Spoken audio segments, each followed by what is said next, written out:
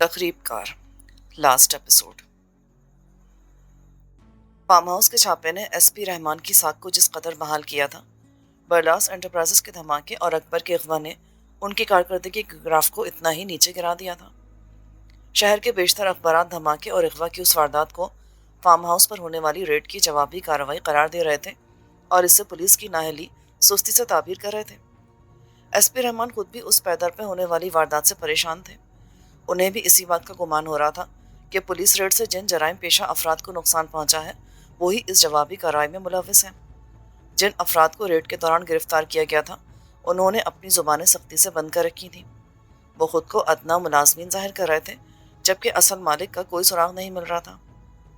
چھانبین کے دوران چودھری کرم دین نامی ایک شخص اس فارم ہاؤس کے مالک کی حیثیت سے کتابوں اور کھاتوں میں درج تھا، لیکن بظاہر اس کا کوئی وجود نہیں تھا۔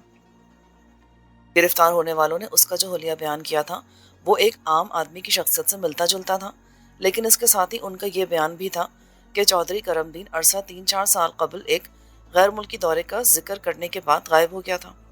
اس کے بعد وہ پھر کسی کو نظر نہیں آیا، البتہ ملازمین کو کسی نہ کسی مختلف ذریعے سے ان کی ماہانہ تنخواہ ملتی رہتی تھی۔ اس وقت بھی رحمان صاحب اپنے دفتر کے کمرے میں بیٹھے حالات کی الجھی ہوئی گتھی کو سلجھانے میں مصروف تھے جب انسپکٹر زیدی رحمت علی کے ہمراہ اندر داخل ہوا۔ رحمت کے چہرے پر نفرت، حقارت اور الجھن کے ملے جلے تاثرات نظر آ رہے تھے۔ اسے اس وقت اپنی طلبی بھی گرا گزر رہی تھی، مگر زیدی کے ساتھ وہ جبران آ گیا تھا۔ رحمان صاحب نے حالات کے پیش نظر بڑی خندہ پیشانی سے رحمت علی کو اپنے دفتر میں خوش آمدید کہا اور اس کے جواب میں رحمت علی کے ہونٹوں پر خشونت بھری مسکراہٹ جاگ اٹھی۔ تمہارے بیٹے کے اغوا کی خبر سن کر مجھے دلی صدمہ ہوا ہے۔ کیا تم کسی شخص پر اپنا شبہ ظاہر کر سکتے ہو؟ رحمان صاحب نے کہا۔ کیا مجھے سوال کے جواب کی خاطر یہاں طلب کیا گیا ہے؟ رحمت نے سرد اور سپاٹ لہجے میں پوچھا۔ میں تمہارے گھر بھی آ سکتا تھا، لیکن ضابطے کی کارروائی مکمل کرنے کی خاطر تمہارا یہاں آنا بہرحال ضروری تھا۔ تمہارا تفصیلی بیان پولیس کے لیے تمہارے بیٹے کی بازیابی کے سلسلے میں بہت کارآمد ثابت ہو سکتا ہے۔ رحمان صاحب نے اپنی پوزیشن کی وضاحت کی۔ میرا صرف ایک ہی بیان ہے، میرے بیٹے کو کسی دشمن نے اغوا کر لیا ہے۔ وہ کون ہے یہ مجھے نہیں معلوم، لیکن اخبارات نے جو رائے زنی کی ہے اس کی روشنی میں یہی ظاہر ہوتا ہے کہ یہ کارستانی فارم ہاؤس پر ریڈ کا رد عمل ہے۔ کیا تم کسی پر شک کر رہے ہو؟ نہیں، رحمت نے ہاتھ ملتے ہوئے کہا۔ اگر میرا شبہ کسی پر ہوتا تو شاید اس وقت میں یہاں آپ کے سامنے ہونے کے بجائے اس کے قتل کے جرم میں ہتھکڑی اور بیڑیوں میں جکڑا پولیس لاک اپ میں پڑا ہوتا۔ تم جذباتی ہو رہے ہو۔ پولیس ہر طرح سے تمہاری مدد کرنے کو آمادہ ہے، لیکن شرط یہ ہے کہ میں اغوا کرنے والوں کو لا کر پولیس کے حوالے کر دوں۔ رحمت نے زہرخند لہجے میں اس کی بات کاٹی، پھر تیزی سے بولا۔ آپ نے مجھے فارم ہاؤس والی ریڈ میں شامل کر کے دشمنوں کو میرے خلاف بھڑک اٹھنے پر مجبور کر دیا ہے۔ میں نے ریڈ کے بعد آپ سے اس خدشے کا اظہار کیا تھا اور میرا اندازہ غلط نہیں نکلا۔ اس کا مطلب یہ ہوا کہ تم ان لوگوں کو کسی نہ کسی زاویے سے جانتے ہو؟ رحمان صاحب نے چپتے ہوئے لہجے میں کہا۔ کمال احمد کا قتل بھی شاید اسی لیے ہوا کہ وہ بھی مجرموں کی نشاندہی کر سکتا تھا۔ جی ہاں، کچھ لوگ اس بات کو پسند نہیں کرتے کہ میڈم کے ساتھ کام کروں۔ کمال احمد کی حیثیت بھی برلاس انٹرپرائزز میں قانونی مشیر کی تھی، اور کیسا عجیب اتفاق ہے کہ کمال احمد کا قتل اور میرے بیٹے کا اغوا تقریباً ایک ساتھ ہی عمل میں آیا۔ آپ کے خیالات کے بموجب میں نے ترقی کے زینے بڑی تیزی سے طے کیے ہیں، لیکن یہ کس کتاب میں لکھا ہے کہ ترقی کرنا جرم ہے؟ آپ نے مجھے سختی سے زبان بند رکھنے کی تاکید کی تھی۔ میں نے ابھی تک آپ کے حکم کی خلاف ورزی نہیں کی، مگر کیا میں دریافت کر سکتا ہوں کہ آپ نے مجھے یہ حکم کس مصلحت کے پیش نظر دیا تھا؟ کیا میرا یہ اندازہ غلط ہے کہ آپ بھی کچھ بڑی مچھلیوں کے نام سے واقف ہیں لیکن ان پر ہاتھ ڈالتے ہوئے گھبراتے ہیں؟ سوچیے ایس پی صاحب، ہو سکتا ہے کہ انہی میں سے کوئی اکبر کے اغوا کا ذمہ دار ہو۔ آپ نے تو کہا تھا کہ میں آپ کے لیے بہت کارآمد ہوں اور آپ میرے تحفظ کا خیال رکھیں گے، لیکن ان باتوں کو نتیجہ کیا نکلا؟ ہو سکتا ہے کہ میں بھی کسی نہ کسی زاویے سے آپ کی یا قانون کی نگاہوں میں مشتبہ ہوں، لیکن اکبر تو معصوم تھا۔ اس نے کسی کا کیا بگاڑا تھا جو اسے اغوا کر لیا گیا؟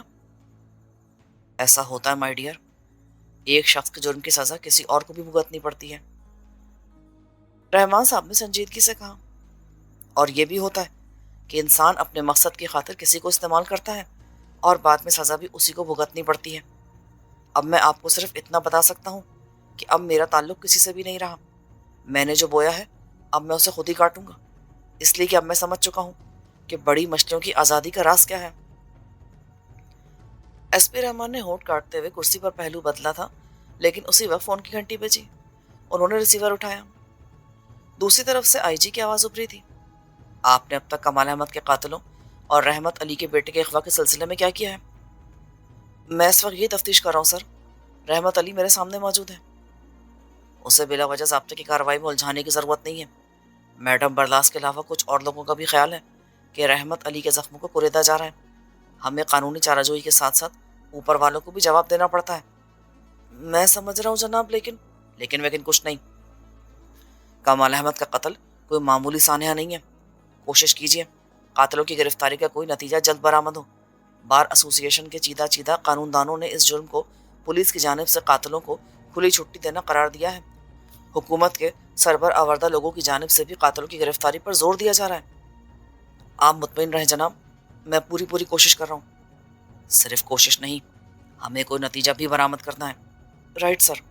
ایک بات اور ہے، جن معززین نے فارم ہاؤس کے سلسلے میں ہمارے ساتھ تعاون کیا تھا ان کا پرزور مطالبہ ہے کہ رحمت علی کو بلا وجہ قانونی الجھاؤں سے دور رکھا جائے. اس کے بیٹے کی بازیابی بہت ضروری ہے. بہتر جناب. فارم ہاؤس کے مالک کا کچھ پتہ چلا؟ جی نہیں. جن افراد کو گرفتار کیا گیا ہے ان سے بھی کوئی کام کی بات معلوم نہیں ہوئی. اوفو، یہ جواب اوپر والوں کو مطمئن نہیں کر سکتا. اتنے بڑے پیمانے پر ناجائز کاروبار کرنے والوں کے اصل چہروں کی نقاب کشائی بہت ضروری ہے. میں اس سلسلے میں آپ سے براہ راست مل کر کچھ ضروری باتیں عرض کرنا چاہتا ہوں جناب. رحمان صاحب نے خلا میں گھورتے ہوئے سنجیدگی سے کہا. ٹھیک ہے، آپ کل کسی وقت تشریف لے آئیے. اس کے ساتھ ہی سلسلہ منقطع ہو گیا. میرے لیے اب کیا حکم ہے؟ رحمت نے بیزاری سے پوچھا.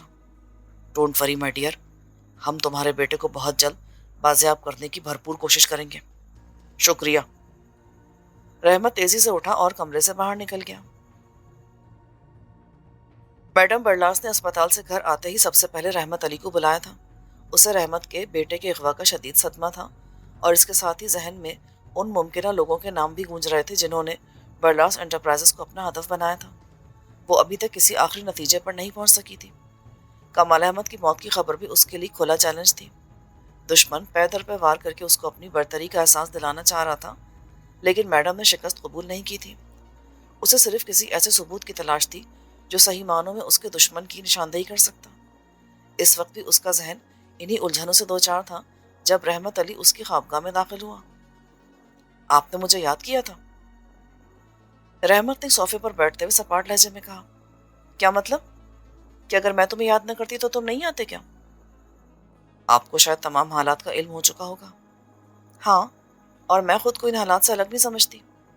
برلاس انٹرپرائزز پر دھماکہ، کمال احمد کا بے ایمانہ قتل اور تمہارے بیٹے کا اغوا، ان تمام واقعات کے پیچھے کسی ایک ہی آدمی کا ہاتھ ہونا ممکن ہے. ہو سکتا ہے کہ ہمارے دشمنوں کی تعداد ایک سے زائد ہو. کیا مطلب؟ مطلب آپ بہتر طور پر سمجھ سکتی ہیں، اس لیے کہ آپ اپنے دوستوں دشمنوں دونوں سے واقف ہیں. یو ڈونٹ وری، میں بہت جلد تمہارے بیٹے کی بازیابی کی کوشش کروں گی. کیا آپ اسے جانتی ہیں جس نے ہمارے اعصاب کو جھنجھوڑ کر رکھ دیا ہے؟ اگر ایسا ہے تو آپ مجھے صرف اس کا نام بتا دیں، اور اگر ایسا نہیں ہے تو پھر جھوٹی تسلیوں سے کیا فائدہ؟ میں از خود بھی اپنے درد کی دوا کر سکتا ہوں. رحمت نے خشک لہجے میں کہا. میں سمجھی نہیں، کیا ہم ایک دوسرے کے دوست نہیں ہیں؟ صرف دوستی کی حد تک. کیا مطلب؟ مجھے افسوس کے ساتھ کہنا پڑ رہا ہے کہ اب میرا برلاس انٹرپرائزز سے کوئی تعلق نہیں ہوگا. رحمت نے جیب سے ایک طے کیا ہوا کاغذ نکال کر میڈم کی طرف بڑھاتے ہوئے کہا. یہ میرا استعفیٰ ہے. تمہارا کیا خیال ہے؟ کیا تمہارا یہ استعفیٰ تمہارے دشمنوں کو مطمئن کر دے گا؟ میں یقین سے نہیں کہہ سکتا، لیکن میں نے اب ہر حال میں تمام ناجائز کام سے کنارہ کش ہونے کا فیصلہ کر لیا ہے. ٹھیک ہے، اب ہم صرف ایک دوسرے کے مخلص دوست رہیں گے. میرے لیے اور کوئی حکم؟ رحمت نے پہلو بدلتے ہوئے پوچھا. کیا تم بہت جلدی میں ہو؟ ہاں، میرے پاس وقت بہت کم ہے، اور اس کم وقت میں مجھے اس دشمن کو بھی تلاش کرنا ہے جس نے ایک ماں کی ممتا کو تڑپنے، رونے سے سکنے، پلکنے پر مجبور کر دیا ہے. تمہارا شبہ کس پر ہے؟ ہر اس شخص پر جو غیر قانونی سرگرمی میں ملوث ہے. ظاہر ہے جن لوگوں نے اکبر کو کڈنیپ کیا ہے ان کو مجھ سے کوئی ذاتی دشمنیاں پرخاش نہیں ہے. اگر کوئی پرخاش تھی تو اس کی پشت پر میری ذات کو نہیں برلاس انٹرپرائزز کو دخل ہو سکتا ہے. تم بہت دل برداشتہ نظر آ رہے ہو. ہاں، شاید میرے اندر اتنی ہمت نہیں ہے کہ اپنی اولاد کے اغوا پر کھڑے ہو کر قہقہے بھی کر سکوں. کیا اکبر کے اغوا کے بعد کسی نے تم سے فون پر کانٹیکٹ کرنے کی کوشش نہیں کی؟ نہیں. رحمت نے روکھے لہجے میں کہا. ٹھہرو، میں دیکھتی ہوں. میڈم نے کچھ سوچتے ہوئے کہا، پھر ریسیور اٹھا کر کسی کا نمبر ڈائل کرنے لگی. ہلو، میں مسز برلاس بول رہی ہوں. کیا تمہیں میرے ساتھ پیش آنے والے حالات کا علم ہے؟ ہاں، میرا خیال ہے کہ دشمن ہاتھ دھو کر تمہارے پیچھے پڑ گئے ہیں. کمال احمد کا قتل اور رحمت علی کے بیٹے کا اغوا ایک ہی سلسلے کی کڑی معلوم ہوتے ہیں. مجھے اپنے تمام نقصانات سے زیادہ اکبر کی بازیابی درکار ہے. تم اس سلسلے میں میری کیا مدد کر سکتے ہو؟ خادم ہو تمہارا، بولو، تمہارے لیے کیا کر سکتا ہوں میں؟ مجھے یقین ہے کہ کسی دوسرے شخص نے مجھے اور جوار والا کو لڑوانے کی کوشش کی ہے. ایسی صورت میں اصل دشمن کو دھوکے میں رکھنے کا صرف ایک ہی طریقہ ہے. وہ کیا؟ جوار والا کو راستے سے ہٹ جانا چاہیے، ہمیشہ کے لیے. اس طرح ہم دشمن کو اندھیرے میں رکھ کر پشت سے اس کے اوپر بھرپور وار کر سکتے ہیں. ٹھیک ہے، میں بہت جلد جوار والا کا کریا کرم کر دوں گا. میری اطلاع کے مطابق وہ ہر جمعرات کو ایک مقامی بزرگ کی درگاہ پر بڑی پابندی سے حاضری دیتا ہے. اس وقت اس کے گارڈز درگاہ کے احاطے کے باہر ہی رہتے ہیں. یہ موقع تمہارے لیے بہت سنہری ثابت ہو سکتا ہے، اور اس کام کے لیے میں تمہیں اپنا مخصوص سگار بھی پیش کر سکتی ہوں. رحمت علی مخصوص سگار کے حوالے پر چونکا. میڈم برلاس نے ایک مخصوص سگار اسے بھی دیا تھا جس کے اندر زہریلی سوئیاں موجود تھیں. سگار کو خاص زاویے پر رکھ کر اس کے نچلے حصے کو دبانے سے زہریلی سوئیاں برق رفتاری سے نکل کر اپنا کام انجام دیتی تھیں. میڈم نے ایک بار اپنے دفتر کے ایش ٹرے پر اس کا مظاہرہ کیا تھا اور اس کے نتیجے میں وہ ایش ٹرے دھواں بن کر غائب ہو گیا تھا. بہت زیادہ لگاؤ ہے تمہیں رحمت علی سے. سپاٹ اور معنی خیز انداز میں پوچھا گیا. بکواس نہیں، ہم ایک دوسرے کے مخلص دوست ہیں.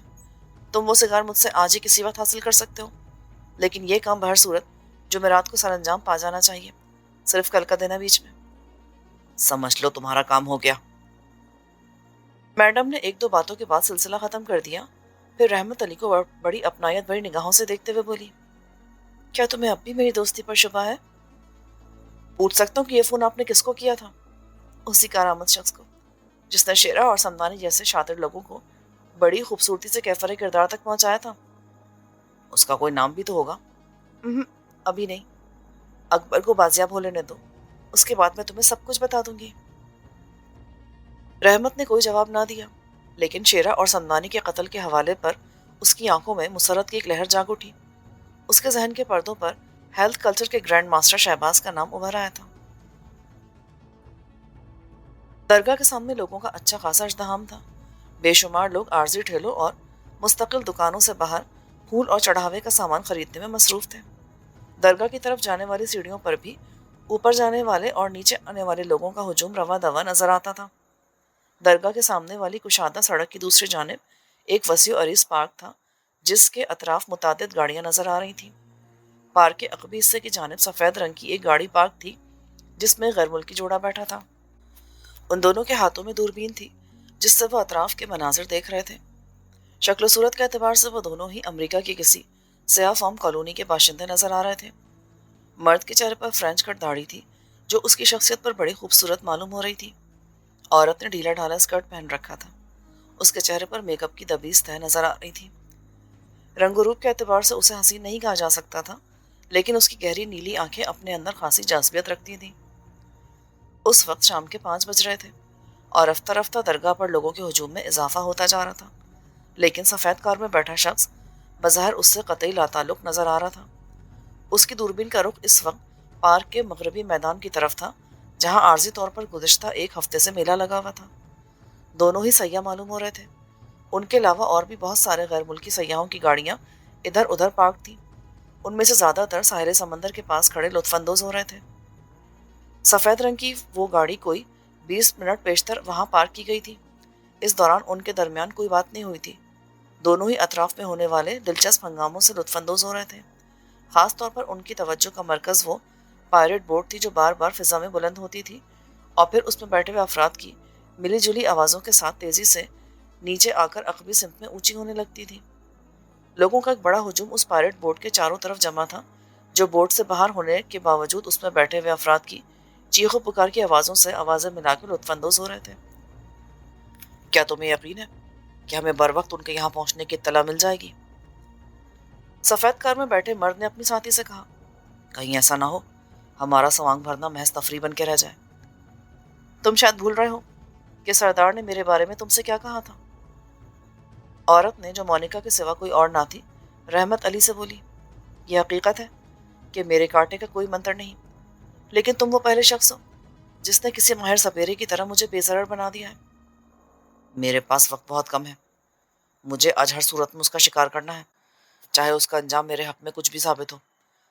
پریشان مت ہو، میں تمہارے ساتھ ہوں تو کامیابی یقیناً تمہارا ساتھ دے گی، اور میں تمہارا احسان تمام زندگی فراموش نہیں کروں گا۔ مونیکا نے نظریں گھما کر بڑی حسرت بھری نگاہوں سے رحمت علی کو دیکھا، پھر وہ کوئی جواب دینے کے بارے میں سوچ ہی رہی تھی کہ مکھیوں کی بھنبھناہٹ کی آواز ابھری اور اس نے جلدی سے اپنی دستی گھڑی کی چابی کو باہر کی جانب کھینچا، پھر منہ نیچے کر کے بولی، کیا خبر ہے؟ وہ اپنی گاڑی میں آ کر بیٹھ چکا ہے اور کسی بھی لمحے روانہ ہونے والا ہے۔ دوسری پارٹی کے بارے میں تمہاری کیا رپورٹ ہے؟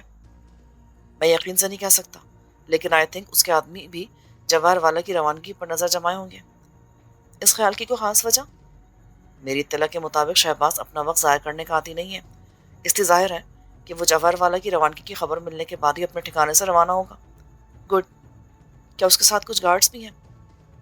اپنی گاڑی میں وہ ڈرائیور کے ساتھ تنہا بیٹھا ہے، البتہ دوسری گاڑی میں اس کے 4 آدمی ہیں، دونوں گاڑیاں اب حرکت میں آ چکی ہیں۔ میرے لیے کیا آرڈر ہے؟ کیا میں بھی ان کا تعاقب کروں؟ ہاں، مگر اس بات کا خیال رہے کہ کسی کو شبہ نہ ہونے پائے۔ یہاں پہنچ کر تمہیں صرف حالات کی نگرانی کرنی ہوگی، شکار ہم خود کھیلیں گے، البتہ اگر وہ بچ کر نکلنے کی کوشش کرے تو پھر تمہیں اختیار ہوگا، اوور اینڈ آل۔ مونیکا نے چابی کو واپس اس کی اصلی حالت میں کیا، پھر رحمت علی سے بولی، ہمارا شکار آدھے گھنٹے کے اندر اندر ادھر پہنچنے والا ہے۔ یہ اطلاع میرے لیے بڑی خوش آئند ہے۔ اگر میں یہ کہوں کہ شکار کھیلتے وقت میں بھی تمہارا ساتھ رہوں تو؟ نہیں، یہ مناسب نہیں ہوگا، تمہیں دوری رہنا ہوگا تاکہ پاسا اگر غلط پڑ جائے تو تم میری مدد کر سکو۔ اوکے، لیکن کیا تمہیں امید ہے کہ تم ہجوم کے درمیان اسے اتنی خوبصورتی سے شکار کر لو گے کہ کسی کو کانوں کان خبر نہ ہو؟ تمہاری اطلاع کے لیے عرض ہے کہ شہباز اور میرے طریقہ کار ایک ہی ہوگا اور کسی کو مطلق شبہ نہیں ہوگا۔ میڈم نے اسی قسم کا ایک سگار شہباز کو بھی دیا ہے جیسا وہ مجھے دے چکی ہے۔ Okay, wish you best of luck, Monica نے کہا اور پھر دوبارہ دوربین گود سے اٹھا کر آنکھوں سے لگا لی۔ رحمت ٹھیک 20 منٹ بعد ہی گاڑی سے اتر کر درگاہ کی جانب روانہ ہوا تھا۔ اس نے درمیانی راستہ طے کرنے میں پورے 10 منٹ لگا دیے تھے۔ پھر درگاہ کے قریب پہنچتے ہی اس کے دل کی دھڑکنیں تیز ہو گئیں۔ جواہر والا اسے اپنی گاڑی سے اترتا نظر آ گیا تھا۔ اس کے ساتھ آنے والی دوسری گاڑی کچھ فاصلے پر رکی تھی، پھر اس میں سے 4 آدمی، جو پھرتیلے گارڈز ہی نظر آ رہے تھے، اتر کر بھیڑ میں ادھر ادھر پھیل گئے تھے۔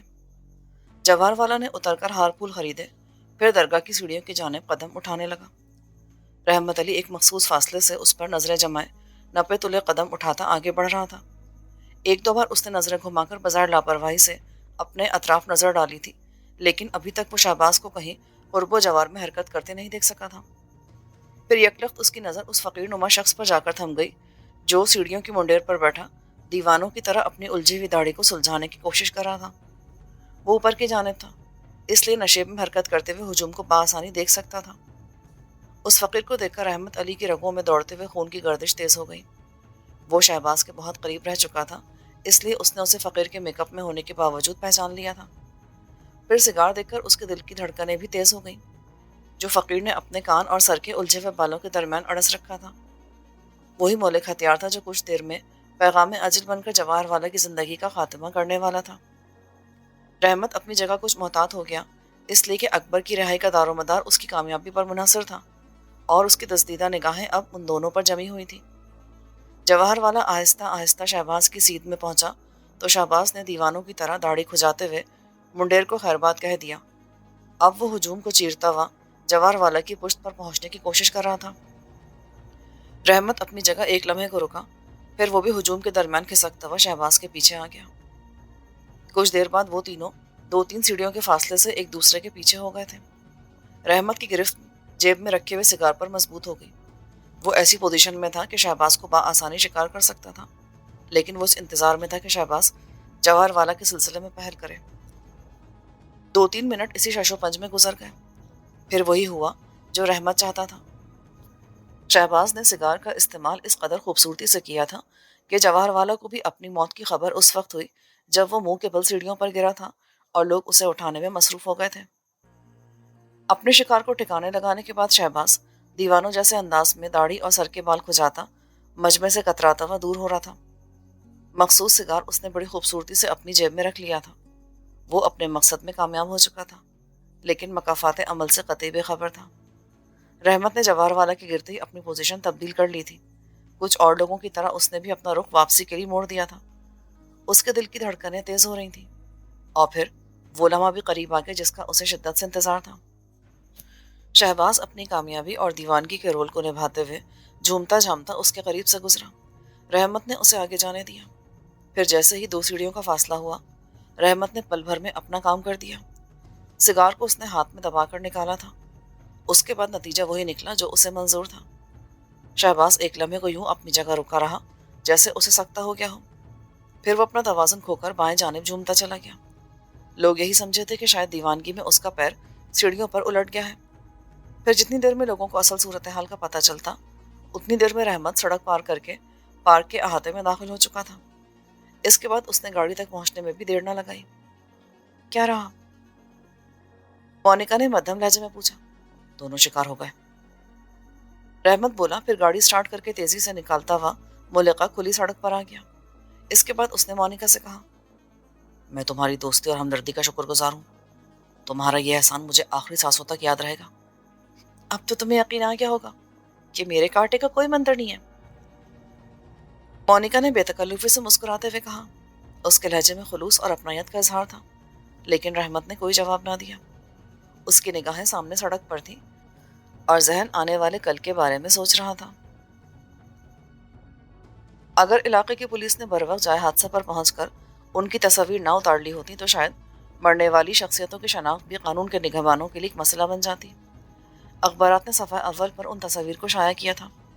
पहली दोनों तस्वीर शहबाज और जवाहर वाला की लग रही थी, लेकिन दूसरी तस्वीर में जले हुए कोयले की तरह 2 इंसानी मुजस्समे नजर आ रहे थे। मरने के आधे घंटे के अंदर अंदर दोनों लाशें जलकर गहरी स्याह हो गई थीं। बिल्कुल ऐसा लग रहा था जैसे उन्हें किसी भट्टी में डालकर निकाला हो। पोस्टमार्टम की रिपोर्ट ने उन दोनों की मौत को किसी सरीउल असर जहर का नतीजा करार दिया था, जिसने न सिर्फ उन्हें फौरी तौर पर मौत से हमकिनार कर दिया था, बल्कि उस जहर की तपिश ने उनके जिस्म भी जलाकर कोयले के मुजस्समों में तब्दील कर दिए थे। सेठ जवाहर वाला को फौरी तौर पर शनाख्त कर लिया गया था, जबकि शहबाज को मेकअप में होने के बायस हेल्थ क्लब के एक मेंबर अबरार ने शनाख्त किया था। अबरार के बयान के मुताबिक शहबाज बड़ी पाबंदी से उस दरगाह पर जाने का आदी था। वो हमेशा अपनी असल हालत में वहाँ हाजिरी दिया करता था, लेकिन उस रोज़ रवानगी से पेशतर उसने अबरार को बताया था कि वो फ़कीर का रूप बनाकर दरगाह पर आने वाले अक़ीदतमंदों को करीब से देखने का ख्वाह है। अबरार ने पुलिस को बताया था कि उस रोज़ वो शहबाज के साथ ही दरगाह तक आया था, लेकिन उसकी हिदायत के मुताबिक उससे दूर दूर ही था और उस वक्त शहबाज की समत लपका था जब उसने उसे सीढ़ियों पर गिरकर लुढ़कते देखा था। लेकिन किसी बरवक्त तिब्बी इमदाद के ना मिलने की सूरत में शहबाज ने ज़िंदगी से मुंह मोड़ लिया था। फिर लोगों के देखते ही देखते उसकी लाश का रंग कोयले की मानंद स्याह होता चला गया था। मकामी अखबारात ने एक बार फिर दरगाह से मिलने वाली लाशों के सिलसिले में पुलिस को आड़े हाथों लिया था। दोनों मरने वालों का ताल्लुक चूँकि अहम और ख़ास लोगों में शुमार किया जाता था, इसलिए उनकी ज़िंदगी के बारे में भी कुछ तफसीलात शाया हुई थी, लेकिन बेशतर मवाद पुलिस की मुखालफत में ही था।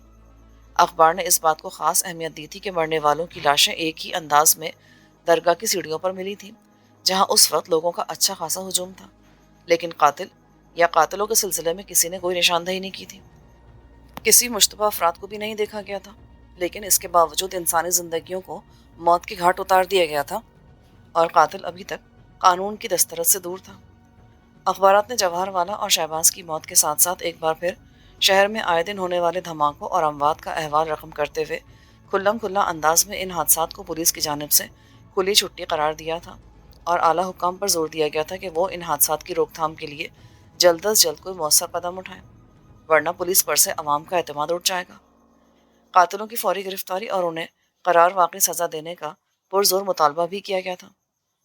ایس پی رحمان صاحب انسپیکٹر زیدی کے ہمراہ اس وقت اس تھانے میں موجود تھے جس کی حدود میں واردات ہوئی تھی، اور پولیس نے ابرار نامی گواہ کو مزید پوچھ گچھ کے لیے اپنی تحویل میں لے رکھا تھا۔ کیا اس واردات سے پہلے بھی شہباز کبھی میک اپ میں درگاہ پر گیا تھا؟ رحمان صاحب نے ابرار سے پوچھا، جو نہایت آرام سے کرسی پر بیٹھا تھا۔ زیر حراست ہونے کے باوجود اس کے چہرے سے گھبراہٹ یا پریشانی کی کوئی علامت نظر نہیں آ رہی تھی۔ ہو سکتا پہلے بھی ایسا ہو چکا، لیکن میری اطلاع کے مطابق وہ آج پہلی مرتبہ فقیروں کے لباس میں آیا تھا۔ ابرار نے سنجیدگی سے کہا، کیا تم ہمیشہ مرنے والے کے ساتھ ہی درگاہ پر حاضری دیتے تھے؟ جی نہیں، لیکن درگاہ پر ہم دونوں کا آمنا سامنا اکثر ہوتا رہتا تھا، اس لیے کہ ہم دونوں ہی جمعرات کے روز شام کے وقت ہی وہاں جاتے تھے۔ کیا آج روانگی سے پیشتر تم نے شہباز کے طرز عمل سے کوئی ایسی بات محسوس کی تھی جسے اس کی موت سے نتھی کیا جا سکے؟ جی نہیں، شہباز صاحب ہمیشہ کی طرح حشاش بشاش اور نارمل نظر آ رہے تھے۔ روانگی سے قبل تم دونوں کی ملاقات کہاں ہوئی تھی؟ ہیلتھ کلب میں۔ تمہارے بیان کے مطابق مقتول نے فقیروں کا روپ اس لیے دھارا تھا کہ وہ درگاہ پر آنے والے عقیدت مندوں کو قریب سے دیکھنا چاہتا تھا؟ جی ہاں۔ ایسی صورت میں کیا یہ بات عجیب نہیں کہ اس نے بطور خاص تمہیں سے نہ صرف یہ کہ اپنی خواہش کا اظہار کیا، بلکہ تمہارے ساتھ ہی درگاہ تک آیا؟ اس کا جواب میں کیا دے سکتا ہوں؟ تم وہ واحد شخص ہو جس نے شہباز کی لاش کو شناخت کیا ہے۔ لاش کو نہیں، میں نے گرینڈ ماسٹر کو شناخت کیا تھا۔ ابرار نے تصحیح کی، تم مرنے والے کو کب سے جانتے ہو؟ ہماری ملاقات تقریباً 5 ساڑھے 5 سال پہلے اس وقت ہوئی تھی جب میں نے ہیلتھ کلب جوائن کیا تھا۔ آج سے پہلے تم اور کتنی بار گرینڈ ماسٹر کے ہمراہ درگاہ آ چکے ہو؟ رحمان صاحب نے پہلو بدل کر سوال کیا۔ ان کی دوربین نگاہیں پوری توجہ سے ابرار کے چہرے پر نظر آنے والے تاثرات کو دیکھ رہی تھی۔ میرا خیال ہے کہ 2-3 بار پہلے بھی ایسا ہو چکا ہے۔ کیا تم دونوں ایک ساتھ درگاہ پہنچنے کے بعد گاڑی سے اترے تھے؟ جی نہیں، شہباز صاحب چونکہ میک اپ میں تھے اس لیے وہ تقریباً 2-2.5 فرلانگ پہلے سے اتر گئے تھے۔ گاڑی کس کی تھی؟ میری، اور میں ہی ڈرائیو کرا تھا۔ کیا تم دونوں کی واپسی بھی ایک ساتھ ہونی تھی؟ جی نہیں، شہباز صاحب نے کہا تھا کہ واپسی پر وہ اپنی گاڑی سے جائیں گے۔ ان کے بیان کے مطابق انہوں نے اپنے ڈرائیور کو 2 گھنٹے بعد درگاہ کے قریب کسی مخصوص مقام پر پہنچنے کی ہدایت کی تھی۔ کیا یہ تمام باتیں تمہیں عجیب سی نہیں لگی تھی؟ پہلے نہیں لگی تھی، لیکن اب مجھے ایسا محسوس ہو رہا ہے کہ شہباز صاحب کا فقیر کی حیثیت سے بھیس بدلنا کچھ اور معنی بھی رکھتا تھا۔ ممکن ہے وہ کسی خاص مقصد کے تحت میک اپ میں درگاہ آئے ہوں، لیکن انہیں ناکامی ہوئی اور دشمن اپنا کام کر گیا۔ کیا تم اس مقصد کے سلسلے میں اپنی رائے کا اظہار کر سکتے ہو؟ رحمان صاحب نے پوچھا۔ میں نے تو محض حالات کے پیش نظر کے امکانی بات کہی ہے، اصل مقصد تو مرنے والوں کے ساتھ ہی دفن ہو گیا۔ آئی تھنک کہ تم کوئی اہم بات پولیس سے چھپانا چاہ رہے ہو۔ اس بار رحمان صاحب کا لہجہ قدر تحکمانہ تھا، اور میرا خیال ہے کہ یہی باتیں عوام اور پولیس کے درمیان فاصلے کا سبب بنتی جا رہی ہیں۔ کیا مطلب؟ مطلب یہ کہ نہ میں نے مرنے والے کی شناخت کے سلسلے میں زبان کھولی ہوتی، نہ مجھ پر شبہ کیا جاتا۔ آپ کا کیا خیال ہے کہ میں اتنا احمق ہوں کہ مجھے مرنے والے کی موت کا اصل سبب معلوم تھا، اس کے باوجود میں نے زبان بند رکھنے کے بجائے پولیس کی رہنمائی کرنے کی حماقت کی اور خود کو بیٹھے بیٹھے الجھن میں گرفتار کرا دیا؟ ہو سکتا ہے کہ تمہیں اس بات کا خدشہ لاحق ہو کہ کسی نہ کسی طرح تمہارا نام پولیس کی فہرست پر آ جائے گا، اس لیے تم نے ہمارے ساتھ تعاون کرنے میں ہی اپنی بھلائی سمجھی ہو۔ اور دوسری لاش کے بارے میں آپ کیا کہیں گے؟ لوگوں کے بیان کی روشنی میں یہی ظاہر ہوتا ہے کہ پہلے مرنے والا سیٹ جواہر والا تھا، شہباز کی موت اس کے بعد واقع ہوئی تھی۔ میں نے بھی پولیس کو یہی بیان دیا ہے۔ کیا تم اندازے سے بتا سکتے ہو کہ ان دونوں کے قتل کا درمیانی وقفہ کیا رہا ہوگا؟ زیادہ سے زیادہ 10 منٹ۔ جس وقت شہباز کی موت ہوئی تم اس سے کتنے فاصلے پر تھے؟ کیا میں پوچھ سکتا ہوں کہ آپ میرے سلسلے میں کس نتیجے پر پہنچنے کی کوشش کر رہے ہیں؟ ابرار نے تیکھے پن سے کہا، تم نے میرے سوال کا جواب نہیں دیا۔ مجھے جو کچھ معلوم تھا وہ میں بتا چکا ہوں، اس سے زیادہ میں آپ کی معلومات میں کوئی اضافہ کرنے سے قطعی قاصر ہوں۔ دیکھو، تم اس وقت تھانے میں پولیس کی حراست میں ہو، کیا سمجھے؟ اگر آپ چاہیں تو بخوشی مجھے مجرم گردان کر آہنی سلاخوں کے پیچھے پہنچا سکتے ہیں۔ میری بات غور سے سنو، کیا یہ ممکن نہیں کہ شہباز نے کسی خاص وجہ سے سیٹ کو قتل کیا ہو اور اس کے بعد تم نے کسی خاص مصلحت کی بنا پر اسے اپنے راستے سے ہٹا دیا ہو؟ اور اسی ضمن میں آپ کو ایک خاص بات اور بتا دوں، میں LLM کا طالب علم ہوں اور سیشن جج افضال صاحب کا سب سے بڑا بیٹا ہوں، اور بڑے وثوق کے ساتھ یہ بات کہہ سکتا ہوں کہ آپ مجھے بلا وجہ پریشان نہیں کر سکتے۔ دوسری صورت میں ازالہ حیثیت عرفی کا دعویٰ دائر کرنے کا بھی حق محفوظ رکھتا ہوں میں۔ رحمان صاحب نے کوئی جواب نہ دیا۔ ابرار کا جواب اور افضل صاحب کا نام سننے کے بعد وہ سٹپٹا کر رہ گئے تھے۔ زاہد خان اس وقت اپنے ایئر کنڈیشن آفس میں بیٹھا اخبارات کے گہرے مطالعے میں غرق تھا۔ جواہر والا کی موت اس کی مرضی کے عین مطابق ہوئی تھی، لیکن شہباز کے درمیان میں آ جانے کی وجہ سے اس کی سمجھ نہیں آ سکی تھی۔ خاصی دیر تک وہ اخبارات کے صفحات کو الٹتا پلٹتا رہا، پھر گھنٹی پہ جا کر زمان خان کو طلب کیا۔ زمان خان کے آنے تک وہ خلا میں سنجیدگی سے گھورتا رہا۔ حالات جس پراسرار انداز میں رونما ہوئے تھے وہ اس کی سمجھ میں نہیں آ رہے تھے۔ جواہر والا کی موت پر میڈم پر شبہ کیا جا سکتا تھا، لیکن شہباز کا چکر درمیان میں آ جانے سے وہ الجھ گیا تھا۔ پھر لاشیں جس حالت میں ملی تھی وہ بھی قابل غور مسئلہ تھا۔ اس کے علاوہ یہ بات بھی تعجب انگیز تھی کہ جواہر والا اور شہباز کو قتل کرنے کے لیے درگاہ کا ہی انتخاب کیوں کیا گیا، اور وہ کون شخص تھا جس نے لوگوں کے ہجوم میں یکے بعد دیگرے 2 قتل کیے۔ لیکن زاہد خان کی اطلاع کے مطابق پولیس ابھی تک کسی مشکوک فرد کو گرفتار کرنے میں ناکام رہی تھی۔ اس کے ذہن میں متعدد سوالات ابھر کر آپس میں گٹمٹ ہو رہے تھے کہ زمان خان کمرے میں داخل ہوا۔ کیا تم نے درگاہ پر پیش آنے والے حالات کی تفصیل پڑھ لی ہے؟ جی ہاں، میری اطلاع کے مطابق ایس پی رحمان صاحب اور علاقے کی پولیس بھی اس دوہرے قتل کے معمے کو حل کرنے میں ابھی تک ناکام رہی ہے۔ تمہارا کیا خیال ہے؟ جواہر والا کی موت میں کس کا ہاتھ ہو سکتا ہے؟ میڈم برلاس کے علاوہ کسی اور پر شبہ نہیں کیا جا سکتا خان۔ اور شہباز، اس کے بارے میں تم کیا کہو گے؟ ہو سکتا کہ میڈم کے اشارے پر ہی شہباز نے جواہر والا کو ٹھکانے لگایا ہو۔ شہباز کے سلسلے میں یہ بات میرے علم میں پہلے سے ہے کہ وہ میڈم کا پرستار تھا۔ اس کے علاوہ وہ بذات خود بھی پہلو دار شخصیت کا مالک تھا۔ شیرہ اور سمدانی کو بھی میری اطلاع کے مطابق اسی کے آدمی نے درمیان سے ہٹایا تھا۔ تم یہ بات مجھے پہلے بھی بتا چکے ہو، لیکن کچھ سوالات ابھی تک میرے ذہن میں گونج رہے ہیں۔ مثلاً یہ کہ میڈم نے یا شہباز نے جواہر والا کے قتل کے سلسلے میں درگاہ کا ہی انتخاب کیوں کیا، جبکہ وہاں خاص طور پر جمعرات کے روز عقیدت مندوں کا بہت زیادہ ہجوم رہتا ہے۔ یہ بات میڈم برلاس کے علاوہ اور بھی بہت سے لوگ جانتے ہیں کہ جواہر والا ہر جمعرات کو پابندی سے درگاہ جانے کا عادی تھا۔ شہباز کے بارے میں بھی یہ بات مشہور تھی کہ وہ ہیلتھ کلب کی آڑ میں اور بہت سارے ناجائز اور خطرناک کام کرنے کا عادی تھا۔ میں نے بھی سن رکھا ہے، لیکن موجودہ حادثے میں ایک چیز خاص طور پر قابل وضاحت رہ جاتی ہے۔ وہ کیا؟ شہباز کو کس نے قتل کیا؟ ہو سکتا ہے کہ میڈم نے ایک تیر سے 2 شکار کیے ہوں۔ شہباز نے میڈم کی خاطر جواہر والا کو ہلاک کیا، اور اسی وقت کسی تیسری شخصیت نے میڈم ہی کے اشارے پر شہباز کا کانٹا بھی درمیان سے نکال دیا۔ میں جاننا چاہتا ہوں کہ وہ تیسری شخصیت کس کی تھی جس نے اتنے ہجوم میں اپنا کام بڑی خوبی سے کیا اور قانون کے نگاہوں سے بھی محفوظ رہا۔ ہو سکتا ہے کہ شہباز کو اپنے راستے سے ہٹانے کا کام میڈم کے بجائے خفیہ تنظیم کے سربراہ کے اشارے پر عمل میں آئے ہوں۔ ایسی صورت میں یہ سوال پیدا ہوتا ہے کہ تنظیم کے سربراہ کو اس بات کا علم کس طرح ہوا کہ جواہر والا کا قتل ایک مخصوص وقت اور ایک مخصوص مقام پر ہونے والا ہے۔ ممکن ہے میڈم اور تنظیم کا سربراہ اندرونی طور پر ایک دوسرے سے واقفیت رکھتے ہوں۔ امکان کی بات مت کرو زمان خان، مجھے ہر قیمت پر اس شخص کا نام درکار ہے جس نے شہباز کو قتل کیا ہے۔ دنیا میں کوئی بھی بات ناممکن نہیں ہے خان، میں کوشش کروں گا کہ جلد از جلد اس شخص کو بے نقاب کر سکوں۔ اور دونوں لاشوں کے کوئلہ بن جانے کے بارے میں تم کیا کہو گے؟ اس سلسلے میں پوسٹ مارٹم کی رپورٹ نے کسی ایسے زہر کی نشاندہی کی ہے جو نہ صرف یہ کہ موت کا باعث بنا بلکہ اس کی حدت نے مرنے والوں کے جسم کو بھی جلا ڈالا۔ میڈم کے بارے میں تمہارا کیا خیال ہے؟ جواہر والا کی موت کے بعد ہمارے راستے کا ایک پتھر درمیان سے ہٹ گیا ہے۔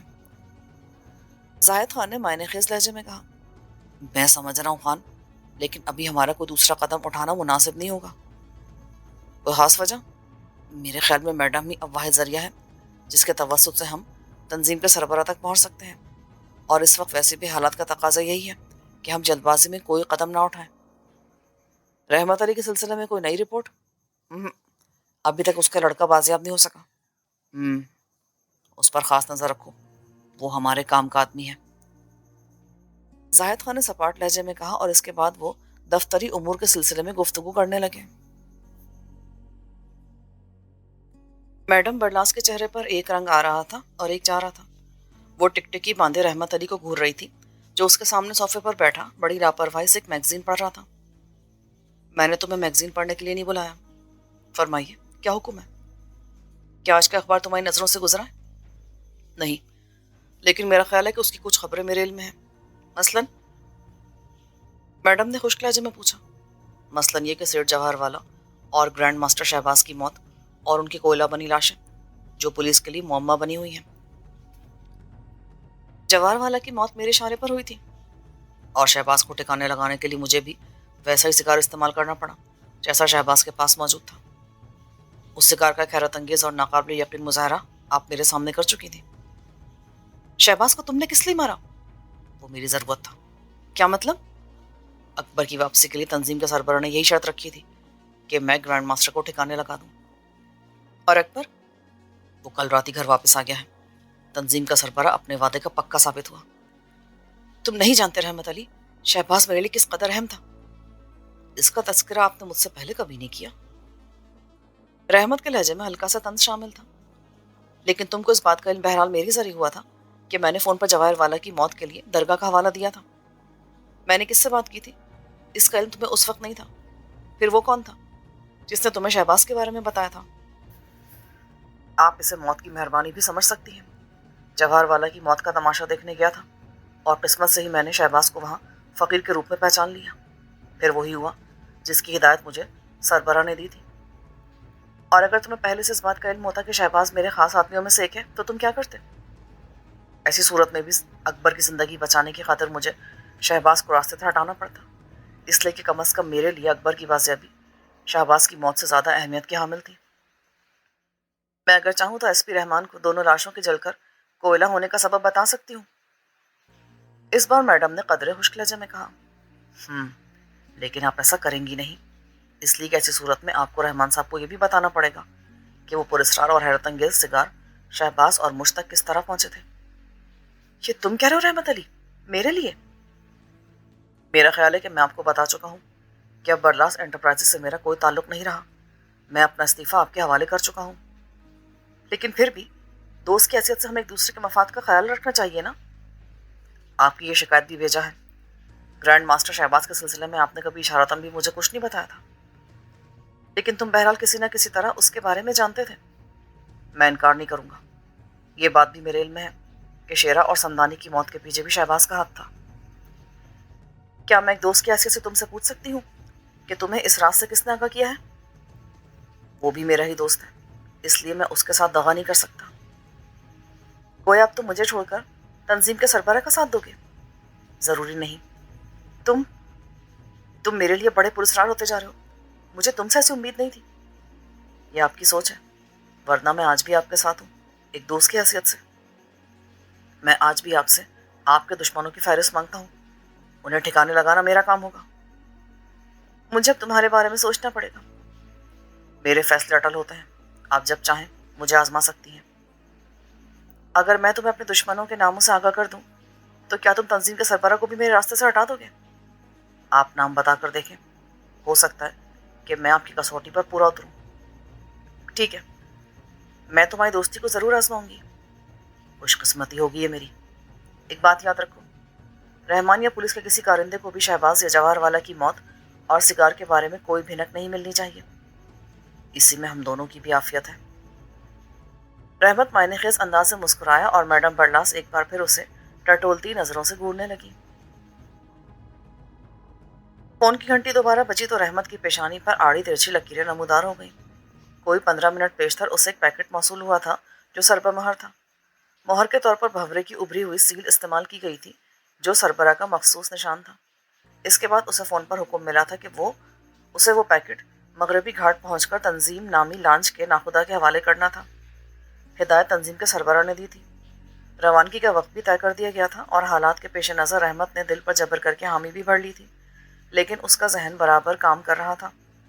वो सरबरा और दूसरे ऐसे तमाम अफराद के बारे में सोच रहा था जो मुल्क को अंदर ही अंदर खोखला करने में मुलविस थे।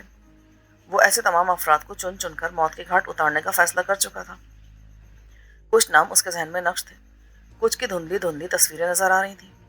वो खुद भी मुजरिमाना सरगर्मी में मुलविस रह चुका था, लेकिन अब उसने अजरा के बेहद इसरार पर वापसी का इरादा कर लिया था। अकबर के इख्वा ने उसकी वापसी के फैसले पर मुहर सबत कर दी थी। उसे अपनी मौत की मुतल्लिक कोई परवाह न थी। उसने अपने मुस्तकबिल के अंजाम के बारे में भी कोई गौर खोज नहीं किया था। मगरबी घाट तक जाने का हुक्म सुनने के बाद भी उसके जहन में आंधियां चलनी शुरू हो गई थी। एक लम्हे को उसके जहन में ख्याल आया कि वो इस हुक्म की बजावरी से खुलकर इनकार कर दे, लेकिन उसने ऐसा नहीं किया। वो हर कीमत पर दुश्मनों को नस्तो नाबूद करने का मुसम्मम इरादा कर चुका था, लेकिन अभी तक वो सरबरा की हैसियत से کسی نام کو ذہن میں پختہ نہیں کر سکا تھا، چنانچہ اس نے وہ پیکٹ مغربی گھاٹ تک پہنچانے کی ذمہ داری قبول کر لی۔ اس وقت وہ خاموش بیٹھا اس مہر شدہ پیکٹ کو حقارت بھری نگاہوں سے دیکھ رہا تھا جب فون کی گھنٹی کی آواز ابھری۔ اس نے کال ریسیو کی۔ دوسری طرف سے مونیکا کی مانوس آواز ابھری، میں تم سے خاص سلسلے میں فوری طور پر ملنا چاہتی ہوں۔ سوری مونیکا، اس وقت میں تم سے کسی قیمت پر بھی نہیں مل سکتا۔ کیا مطلب؟ مجھے خاص مشن پر جانا ہے، بھاورے کی شکل کا ایک حکم پورا کرنا ہے۔ آئی سی، لیکن تم نے تو کچھ اور فیصلہ کیا تھا نا؟ شیر کو شکار کرنے کے لیے اکثر صحت مند جانوروں کی قربانی بھی دینا پڑتی ہے۔ اوکے، جو بھی قدم اٹھانا سوچ سمجھ کر اٹھانا۔ یہ بھی ہو سکتا ہے کہ تمہیں ٹریپ کرنے کی خاطر کوئی جال بچھایا گیا ہو۔ میری فکر نہ کرو، تم سناؤ، کیا ضروری کام پیش آ گیا؟ فون پر تفصیلی بات نہیں ہو سکتی۔ تم اپنے مشن سے کب تک فارغ ہو جاؤ گے؟ یقین سے کچھ نہیں کہہ سکتا۔ ٹھیک ہے، میں کل صبح تمہیں دوبارہ کال کروں گی۔ اگر میرا اندازہ غلط نہیں ہے تو غالباً تم شہباز کی موت کے سلسلے میں۔ کیا تمہارا فون محفوظ ہے؟ ہاں، تم جو چاہو آرام سے کہہ سکتی ہو۔ بڑے خان کا نام سنا ہے تم نے؟ ہاں، کیوں؟ رحمت نے تیزی سے بات کاٹی۔ بڑے خان کے حوالے پر اس کی آنکھیں چمک اٹھی تھیں۔ میرے پاس اس کی نقل و حرکت کی خاص اطلاع ہے۔ گڈ۔ رحمت نے اپنی دستی گھڑی پر نظر ڈالی۔ اس وقت رات کے 11:45 بجے تھے اور اسے تنظیم کے سربراہ کی ہدایت کے مطابق ٹھیک 12:30 بجے گھر سے روانہ ہونا تھا۔ مغربی گھاٹ تک جانے کا روٹ بھی بتایا گیا تھا جس پر اسے سختی سے عمل کرنے کی تاکید کی گئی تھی۔ وقت کا خیال کرتے ہوئے اس نے مونیکا سے کہا، خان کا شکار بھی میرے لیے یقیناً دلچسپی ثابت ہوگا۔ خیال ہے تمہارا وہ کسی لومڑی سے زیادہ چالاک اور آدم خور چیتے سے بھی زیادہ پھرتیلا ثابت ہوا ہے؟ تم اسے تنہا شکار نہیں کر سکو گے۔ پھر میرے خیال میں اسے شکار کرنے کے 2 طریقے ممکن ہیں۔ تم چاہو تو رحمان صاحب کی نگاہوں میں اپنی پوزیشن مستحکم کرنے کے لیے انہیں بھی ٹپ دے سکتے ہو۔ دوسری صورت میں تنظیم کے سربراہ کو بھی آزمایا جا سکتا ہے۔ ہو سکتا ہے اس طرح تم ان دونوں کے ٹکرانے سے اپنی منزل کا سراغ لگا سکو۔ نقل و حرکت کب تک متوقع ہے؟ 2 روز بعد۔ اور تمہیں ابھی سے اطلاع مل گئی؟ تم خوش قسمت ہو جو تمہاری دوستی نے مجھے بے دام خرید لیا، ورنہ سردار نے غلط نہیں کہا تھا کہ میرے کانٹے کو پانی بھی نصیب نہیں ہوتا۔ تمہارے سلسلے میں نے ایک جوا کھیلا تھا اور مجھے خوشی ہے کہ میرا پاسا غلط نہیں پڑا۔ تم جواری نہیں بلکہ جادوگر ہو جس نے زندگی کے آخری سانسوں تک مجھے اپنا غلام بنا لیا ہے۔ مجھے تمہاری دوستی پر فخر ہے۔ اوکے، باقی باتیں صبح ہوں گی۔ رحمت نے ریسیور رکھ دیا۔ اس کے بعد وہ اپنی مہم پر جانے کی تیاری کر رہا تھا کہ عذرا سامنے آ گئی۔ اتنی رات گئے تو کدھر جا رہا ہے رحمتے؟ قرض اتارنے۔ رحمت نے ریڈیو نما ٹرانسمیٹر اٹھاتے ہوئے کہا جو اسے پیکٹ کے ساتھ ہی موصول ہوا تھا۔ کیا مطلب؟ کچھ دنوں سے تو عجیب و غریب اور موٹی موٹی باتیں کیوں کرنے لگا ہے؟ اتنی رات کا یہ قرضہ کہاں سے آ گیا؟ تو یہ کیوں بھول رہی عذرا کہ اکبر کی واپسی کے لیے میں نے اس کے اغوا کرنے والوں کو کچھ زبان دی تھی؟ تو کیا تو کسی ایسے ویسے کام کے لیے جا رہا ہے پھر سے؟ یہ سلسلہ کب ختم ہوگا رحمت؟ تو نے تو مجھ سے واپسی کا وعدہ کیا تھا۔ فکر مت کر عذرا، اب یہ سلسلہ بہت جلد ختم ہو جائے گا۔ واپسی ضرور ہوگی، خواہ اس کے لیے مجھے کتنی بھاری قیمت کیوں نہ ادا کرنی پڑے۔ اپنا دھیان رکھنا رحمت، ہم سب تیری وجہ سے زندہ ہیں۔ تو کفر بکری دیوانی، ہم سب اوپر والے کی مرضی سے زندہ ہیں اور اپنے اپنے نمبر کی راہ تکتے ہیں۔ رہا میرا سوال تو میں واپسی کی طرف قدم ضرور اٹھاؤں گا، میں تجھ سے وعدہ کرتا ہوں، پر اتنا یاد رکھنا کہ انسان کو اپنی غلطیوں اور گناہوں کا کفارہ ہر حال میں ادا کرنا پڑتا ہے، اور میں اس کے لیے خود کو تیار کر چکا ہوں۔ تیری باتیں میری سمجھ میں نہیں آتی۔ اب آنے لگیں گی۔ رحمت نے ایک سرد آہ بھر کر کہا، پھر گھڑی میں وقت دیکھا اور تیز تیز قدم اٹھاتا باہر آ گیا۔ 5 منٹ بعد ہی اس کی کار مغربی گھاٹ جانے والے راستے پر فراٹے بھر رہی تھی، اور گاڑی کی رفتار کے ساتھ ساتھ اس کا ذہن بھی آنے والے کل کے بارے میں سوچ رہا تھا۔ واپسی کے سفر کے لیے اسے قربانی بھی دینی تھی، اپنا راستہ بھی صاف کرنا تھا، اور ان لوگوں کے طویل قامت بت بھی ڈھانے تھے جنہوں نے اسے غلط راستے پر ڈالا تھا، جو اس کی کمزوری اور مجبوری سے فائدہ اٹھا رہے تھے، جنہوں نے اس کی واپسی کے راستے قدم قدم پر مسدود کر رکھے تھے۔ وہ ان تمام رکاوٹوں کو توڑنے کا عہد کر چکا تھا۔ واپسی کی راہ رحمت کا پہلا قدم تھا۔ اس کی لسٹ پر میڈم اور زاہد خان کے نام بھی تھے، لیکن وہ سب سے پہلے خفیہ تنظیم کے سربراہ کو ٹھکانے لگانا چاہتا تھا۔ اسے شبہ تھا کہ ڈاکٹر نادر ہی سربراہ ہے، لیکن اس شبے کو یقین کی صورت میں بدلنے سے پہلے وہ کوئی قدم نہیں اٹھانا چاہتا تھا۔ अपने रास्ते के वजनी और भारी पत्थरों के बारे में सोचते सोचते उसका जहन मोनिका की सिमत घूम गया, जिसने उसके साथ दोस्ती निभाने का वादा किया था। वो अपनी ज़ात में किसी मोम से कम नहीं थी। मैडम के साथ मुंसलिक होने के बावजूद उस वजूद की जड़ें दूर दूर तक फैली हुई थी। शहबाज की मौत में भी उसी ने मावनत की थी और अब उसके पास जाहिद खान के सिलसिले में कोई मखसूस इत्तला थी।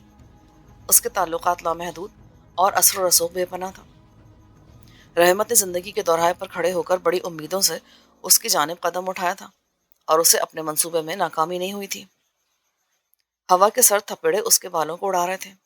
सुनसान सड़क पर उसकी गाड़ी बर्फ रफ्तारी से फराटे भर रही थी और इसी के साथ साथ वो अपनी वापसी के रास्तों का तयन भी करता जा रहा था। अब तक वो सरबरा की हिदायत पर अमल कर रहा था, जिसने उसे मगरबी घाट तक पहुंचने के लिए तवील रास्ता इख्तियार करने की ताकीद की थी। उसी रास्ते के दरमियान एक गोट भी पड़ता था, जहां दूध वालों ने गैर आबाद जमीन पर कब्जा करके अपनी बस्ती बसा रखी थी। अभी वो उस बस्ती से 50 गज दूर था कि अचानक उसका रेडियो ट्रांसमीटर जाग उठा। हेलो, उसने ट्रांसमीटर मुंह के करीब करके लापरवाही से कहा। आगे खतरा है। दूसरी जानिब से तंजीम के सरबराह की भर्राई आवाज उभरी। कस्टम के स्पेशल चेकिंग स्क्वाड के 5 आदमी मगरबी घाट तक आने जाने वाली गाड़ियों की तलाशी ले रहे हैं। हो सकता है वो तुमसे टकराने की कोशिश करें। फिर मेरे लिए क्या हुक्म है? मैंने महज तुम्हें खतरे से आगाह किया है ताकि तुम मोहतात रह सको। कदम आगे बढ़ाकर पीछे हटाना बुज़दिलों का शेवा है। तुम फिक्र मत करना। जिन लोगों ने मुझे कस्टम के शिकारियों की इत्तला दी है वही उनकी घात में बैठे हैं। खतरे की सूरत में वो जानते हैं कि उन्हें क्या किरदार अदा करना है। मौत और जिंदगी का खेल खेलना मेरी फितरत है। तुम गाड़ी को उसी रास्ते ले जाओ जिसकी निशानदेही पहले से कर दी गई है। Over and all. रहमत मोहतात होकर बैठ गया। उसने अपना खामोश ऑटोमेटिक रिवॉल्वर निकालकर डैशबोर्ड पर रख लिया ताकि इस्तेमाल में देर न लगे। उसकी निगाहें हेडलाइट्स की रोशनी में सामने का जायजा ले रही थी, लेकिन उसके जहन में सरबरा का एक जुमला सदाए बाज़गश्त बनकर गूंज रहा था। मौत और जिंदगी का खेल मेरी फितरत है।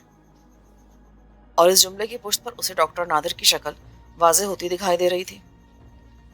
कोर्ट में दाखिल होते कस्टम के अफराद ने अचानक तारीकी से रोशनी में आकर उसे रुकने का इशारा किया, लेकिन कबल इसके कि रहमत अपनी गाड़ी की रफ्तार कम करता, अचानक सामने रोशनी में खड़ा हुआ नौजवान अफसर खून में नहाकर ज़मीबोस हो गया। फिजा में अचानक खुदकार आतशी असलहे की गूंज उभर कर रात के सन्नाटे में दूर तक फैलती चली गई। तंजीम के सरबराह के जर खरीद लोगों ने कस्टम के अफराद पर फायर खोल दिया था। फिर दूसरी तरफ से भी फायरिंग शुरू हो गई। रात के सन्नाटे में गोलियों की आवाज़ बड़ी पुरस्रार और दहशतनाक मालूम हो रही थी। रहमत ने फौरी तौर पर हेडलाइट्स बुझा दी। फायरिंग की आवाज़ से उसने यही अंदाज़ा लगाया था कि वो 2 पार्टियों के दरमियान गिर गया है। एक लम्हे को उसने कुछ सोचा, फिर तेजी से अंधेरे के बावजूद उसने अंदाजे से वहां से निकल जाने में ही आफियत समझी और इसके साथ ही उसने पाँव का दबाव एक्सीलरेटर पर बढ़ा दिया।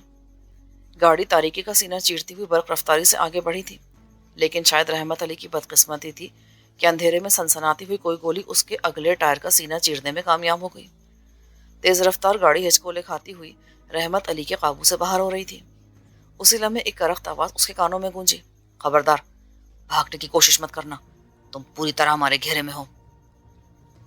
उस आवाज के इख्तिताम के साथ ही एक कर्बनाक चीख बुलंद हुई। उसके बाद फायरिंग के तबादले में तेजी आ गई। रहमत ने इंजन बंद कर दिया। पैकेट को जेब में रखने के बाद वो ऑटोमेटिक रिवॉल्वर लेता हुआ तेजी से बाहर की तरफ लपका था, लेकिन नीचे उतरते ही लोहे की एक सर्द और ठोस शय उसकी गर्दन पर जम गई। इसके साथ एक सरसराती हुई आवाज उसके कानों से टकराई। पैकेट मेरे हवाले कर दो। कौन हो तुम? उसने तेजी से अपनी पोजीशन बदलकर जवाबी हमले की कोशिश की, लेकिन उसके सितारे शायद गर्दिश में ही थे कि एक जरब उसके हाथ पर लगी और रिवॉल्वर निकल गया। दूसरे लम्हे उसकी निगाहों के सामने सैकड़ों सूरज तुलू होकर तेजी से गुरूब होते चले गए। पुष्ट से किया जाने वाला हमला इतना शदीद था कि उसका जहन बेहोशी से हमकिनार होने लगा। किसी के आने हाथों ने उसे चकराकर गिरने से बचा लिया था। तुम गाड़ी का व्हील तब्दील करने की कोशिश करो, जल्दी, इतनी देर में हमारे साथी दुश्मनों से निमट लेंगे। रहमत के जहन में किसी की सरगोशी गूंजी। फिर उसका जहन बेहोशी की शदीद कैफियतों से दो चार होता चला गया। उसे बस इतना याद रह गया था कि वो किसी तनावर दरख्त की कटी हुई शाख की मानंद किसी के आनी हाथों पर झूल गया था। आंख खुली और जहन बेदार हुआ तो उसने खुद को किसी अस्पताल के कमरे में पाया। सूरज की रोशनी रोशनदान के जरिए कमरे में आ रही थी। अभी वो करवट लेने की कोशिश कर ही रहा था कि एसपी रहमान की आवाज उसके कानों में गूंजी। हादसा रात किस वक्त पेश आया था? میرا خیال ہے کہ اس وقت رات کے 11 سوا 11 بج رہے تھے۔ ہم دونوں برگر ہاؤس سے 11:15 بجے واپسی کے ارادے سے روانہ ہوئے تھے۔ کسی تیسری شخصیت نے جو کمرے میں پہلے سے موجود تھی لاپرواہی سے کہا، وہ اسکوٹر والا بس اچانک ہی سائڈ لین سے مین روڈ پر آ گیا۔ اگر رحمت نے اسے بچانے کی کوشش نہ کی ہوتی تو وہ چٹنی بن جاتا، لیکن اس کوشش میں گاڑی قابو سے باہر ہو گئی اور روکتے روکتے اسکول کی دیوار سے ٹکرا گئی۔ اسپیڈ کم نہ ہوتی تو ہم دونوں میں سے کسی ایک کی جان بھی جا سکتی تھی، اور آپ نے اس حادثے کی اطلاع قریبی تھانے میں کر دی۔ حالانکہ اگر چاہتے تو آپ وہاں سے بغیر پولیس کو اطلاع دیے بھی جا سکتے تھے۔ قانونی خانہ پوری کرنا میں نے ضروری سمجھا تھا۔ اس وقت تک مجھے اس بات کا اندازہ نہیں تھا کہ میرے دوست کو زیادہ شدید چوٹ نہیں آئی ہے۔ ڈاکٹروں کو کیا کہنا ہے؟ معمولی طور پر بے ہوشی کا اثر باقی ہے، ہو سکتا ہے کہ ہوش میں آنے پر انہیں آج اسپتال سے رخصت کر دیا جائے۔ رحمت کا ذہن پوری طرح بیدار ہو چکا تھا۔ وہ اس آواز کو بھی پہچان چکا تھا جو ایس پی رحمان کو ایک فرضی کہانی سنا رہی تھی۔ مغربی گھاٹ والے حادثے کے وقت بے ہوش ہونے سے قبل وہی آواز اس کے ذہن میں گونجی تھی۔ اس نے اپنے کسی ساتھی سے گاڑی کا ویل تبدیل کرنے کو کہا تھا۔ جس انداز میں وہ رحمان سے گفتگو کر رہا تھا، اس سے یہی ظاہر ہوتا تھا کہ اس نے خود کو رحمت علی کا دوست ہی ظاہر کیا ہوگا، اور اسپتال میں اس کی موجودگی کا مقصد بھی غالباً یہی تھا کہ وہ رحمت علی کو ہوش آتے ہی تاکید کر سکے کہ اسے پولیس کو کیا بیان دینا ہے۔ لیکن ایس پی رحمان کو اس حادثے کی اطلاع کسی طرح ہو گئی تھی۔ رحمت نے سوچا، پھر اس کا جواب بھی اسے کسی ذہنی جمناسٹک کے بغیر ہی مل گیا۔ تمہارا دوست میرے اچھے واقف کاروں میں سے ہے۔ تم نے جس تھانے میں رپورٹ لکھوائی تھی وہاں کا ایک آفیسر اس بات سے واقف ہے، اسی نے مجھے اطلاع دی تھی۔ اللہ کا شکر ہے کہ حادثہ جان لیوا ثابت نہیں ہوا، ورنہ گاڑی جس انداز میں کاٹی گئی تھی اس نے تو مجھے بوکھلا ہی دیا تھا۔ ٹھیک ہے، اب میں چلتا ہوں۔ رحمت علی کو ہوش آ جائے تو اسے میری آمد کی اطلاع ضرور دینا۔ رحمان صاحب نے کہا، رائٹ سر۔ پھر قدموں کی آواز ابھر کر دور ہوتی چلی گئی۔ دروازہ کھلنے اور بند ہونے کی آواز کے بعد ہی رحمت نے کروٹ بدلی۔ وہ کمرے میں تنہا نہیں تھا، چھریرے بدن کا ایک شخص اور بھی تھا جسے رحمت علی پہلی بار دیکھ رہا تھا۔ تم؟ خاکسار کو استاد رضوی کے نام سے یاد کیا جاتا ہے۔ مجھے یقین ہے کہ جب میں تمہارے دوست رحمان صاحب سے گفتگو کر رہا تھا اس وقت بھی تم ہوش میں تھے۔ تمہارا بیان وہی ہونا چاہیے جو میں نے دیا ہے۔ باس کا یہی حکم ہے۔ باس کون؟ وہی جس نے تمہیں مغربی گھاٹ جانے کا حکم دیا تھا۔ ٹکراؤ کا نتیجہ کیا نکلا؟ دونوں طرف کے لوگ کام آئے، لیکن باس کا مشن ادھورا نہیں رہا۔ وہ پیکٹ جو تمہیں دیا گیا تھا اس کی ڈیلیوری کی ذمہ داری میں نے پوری کی تھی۔ کیا تم باس سے کبھی ملے ہو؟ یہی سوال میں تم سے بھی کر سکتا ہوں، اور مجھے یقین ہے کہ تمہارا جواب بھی نفی میں ہوگا۔ ہمیں کام کا جو معاوضہ ملتا ہے وہ ہماری محنت سے کہیں زیادہ ہوتا ہے، اس لیے ہمیں صرف عام کھانے سے غرض ہونی چاہیے۔ تم باس کے لیے کب سے کام کر رہے ہو؟ کل رات ہم دونوں سوسائٹی کے علاقے میں برگر ہاؤس پر تھے۔ ہماری واپسی 11:15 ہوئی۔ روڈ سنسان تھی، اس لیے تم گاڑی خاصی رفتار سے چلا رہے تھے۔ پھر ایک اسکوٹر والے کے اچانک سامنے آ جانے سے تم بوکھلا گئے۔ تم نے اسے بچانے کی خاطر اسٹیئرنگ کو تیزی سے کاٹا تھا اور نتیجے میں تمہاری گاڑی ایک گرلز اسکول کی دیوار سے ٹکرا گئی تھی۔ اس کے بعد سے تمہیں کوئی ہوش نہیں رہا۔ ہوش آنے پر تم نے خود کو اسی کمرے میں پایا ہے۔ استاد رضوی نے اس کی بات کا جواب دینے کے بجائے سنجیدگی سے کہا، باس کے حکم کے مطابق تمہارا بیان یہی ہونا چاہیے۔ اور ہم دونوں ایک دوسرے سے کب سے واقف ہیں؟ 2-3 مہینے سے۔ ہماری ملاقات ایک ویرائٹی پروگرام میں ہوئی تھی۔ اس کے بعد ہی ہم دونوں خیالات کی ہم آہنگی کے سبب قریب ہو گئے۔ تمہاری رہائش گاہ کا پتہ کیا ہے؟ 24 ویلکم گیسٹ ہاؤس، کلفٹن، جہاں میں تنہا رہتا ہوں۔ کام کیا کرتے ہو؟ نا تجربے کار لوگوں کو موت کے منہ سے بچاتا ہوں۔ کل رات کا ہی واقعہ لے لو۔ اگر میں نے بر وقت تمہاری مدد نہ کی ہوتی تو شاید تم بھی اندھیرے میں سنسناتی ہوئی گولی کی زد میں آ گئے ہوتے، اور وہ پیکٹ جو تمہیں باس نے دیا تھا اس وقت کسٹم کے عملے کی تحویل میں ہوتا۔ مجھے امید ہے کہ ہماری ملاقات آئندہ بھی دوستوں کی طرح ہوتی رہے گی۔ مجھے کوئی اعتراض نہیں، بشرطے کہ تم میرے بارے میں کھوج لگانے کا ارادہ کبھی نہیں کرو گے۔ باس کے خاص آدمی معلوم ہوتے ہو تم۔ ہم دونوں میں کون زیادہ اہم ہے اس کا فیصلہ باس ہی کر سکتا ہے۔ استاد رضوی نے جواب دیا، تم خاصے دلچسپ آدمی ہو، تم سے مل کر خوشی ہو رہی ہے۔ میں اب چلتا ہوں، شام کو کسی وقت دوبارہ آؤں گا۔ ویسے میرا خیال ہے کہ تمہیں آج یا کل کسی وقت یہاں سے چھٹی مل جائے گی۔ رضوی نے اٹھتے ہوئے کہا، پھر سپاٹ لہجے میں بولا، مجھے افسوس ہے کہ حالات کے پیش نظر مجھے تمہارے اوپر کاری ضرب لگانی پڑی، لیکن اس کے علاوہ اس وقت اور کوئی چارہ نہیں تھا۔ پیکٹ ہاتھ سے نکل جانے کی صورت میں باس ہم دونوں کو کبھی معاف نہیں کرتا۔ تمہارا کیا خیال ہے؟ کیا کل رات کو مغربی گھاٹ کے قریب درپیش آنے والے خونی حادثے کا ذکر اخبارات میں نہیں آ جائے گا؟ ضرور آئے گا، لیکن میں نے وہاں سے روانگی سے قبل اس بات کی تصدیق کر لی تھی کہ پولیس کو بیان دینے کے لیے ہمارا کوئی آدمی زندہ حالت میں نہیں تھا۔ جو بچ گئے ہیں انہیں کچھ دنوں تک انڈر گراؤنڈ رہنے کی ہدایت کر دی گئی ہے۔ کچھ اور پوچھنا چاہتے ہو؟ ہاں، صرف ایک سوال۔ پوچھو۔ کیا تمہیں یقین ہے کہ کسٹم کے عملے کے ہاتھ گرفتار ہو جانے کی صورت میں باس ہمارے لیے کسی کام آ سکتا تھا؟ میں نے آج تک ان فضول باتوں میں سر نہیں کھپایا۔ جو کام کرتا ہوں اس کی منہ مانگی اجرت وصول کرتا ہوں، اس لیے پیش آنے والے حادثے کی ذمہ داری بھی ہماری اپنی ہی ہوتی ہے۔ رضوی نے زہر خند لہجے میں کہا اور تیزی سے ایڑیوں کے بل گھوم کر لمبے لمبے ڈگ بھرتا کمرے سے باہر نکل گیا۔ رحمت کے ذہن میں گزشتہ رات پیش آنے والے واقعات کی یاد تازہ ہونے لگی۔ پھر اس کے ذہن میں سربراہ کا جملہ گونجنے لگا، موت اور زندگی کا کھیل میری فطرت ہے۔ اور اس جملے کے ساتھ ساتھ ڈاکٹر نادر کی شخصیت بھی مشکوک سے مشکوک تر ہوتی چلی گئی۔ اس نے استاد رضوی کے بارے میں بھی غور کیا۔ وہ انتہائی چالاک، پھرتیلا اور چلتا پرزا لگا تھا اسے، لیکن شاید وہ پراسرار تنظیم کے سربراہ کی شخصیت سے ناواقف ہی تھا۔ لیکن رحمت علی کے ذہن میں بہرحال وہ شدید ضرب محفوظ تھی جس نے اسے بے ہوشی کی کیفیت سے دوچار کر دیا تھا۔ وہ اس حساب کو چکتا کرنے کے بارے میں سوچنے لگا۔ ریسیور پر ابھرنے والی آواز سنتے ہی میڈم کے چہرے پر نفرت اور حقارت کے ملے جلے تاثرات پھیل گئے۔ فون کرنے کا مقصد بیان کرو۔ مجھے معلوم ہے مائی ڈیئر، تمہیں شہباز کی موت کا بہت صدمہ ہے، لیکن وہ صرف تمہارے لیے نہیں، میرے لیے بھی کسی وقت خطرے کی گھنٹی ثابت ہو سکتا تھا۔ کام کی بات کرو۔ تم چاہو تو میں تمہاری سمت دوستی کا ہاتھ بڑھا سکتا ہوں۔ کیا تمہیں یقین ہے کہ میں تمہاری یہ آفر قبول کر لوں گی؟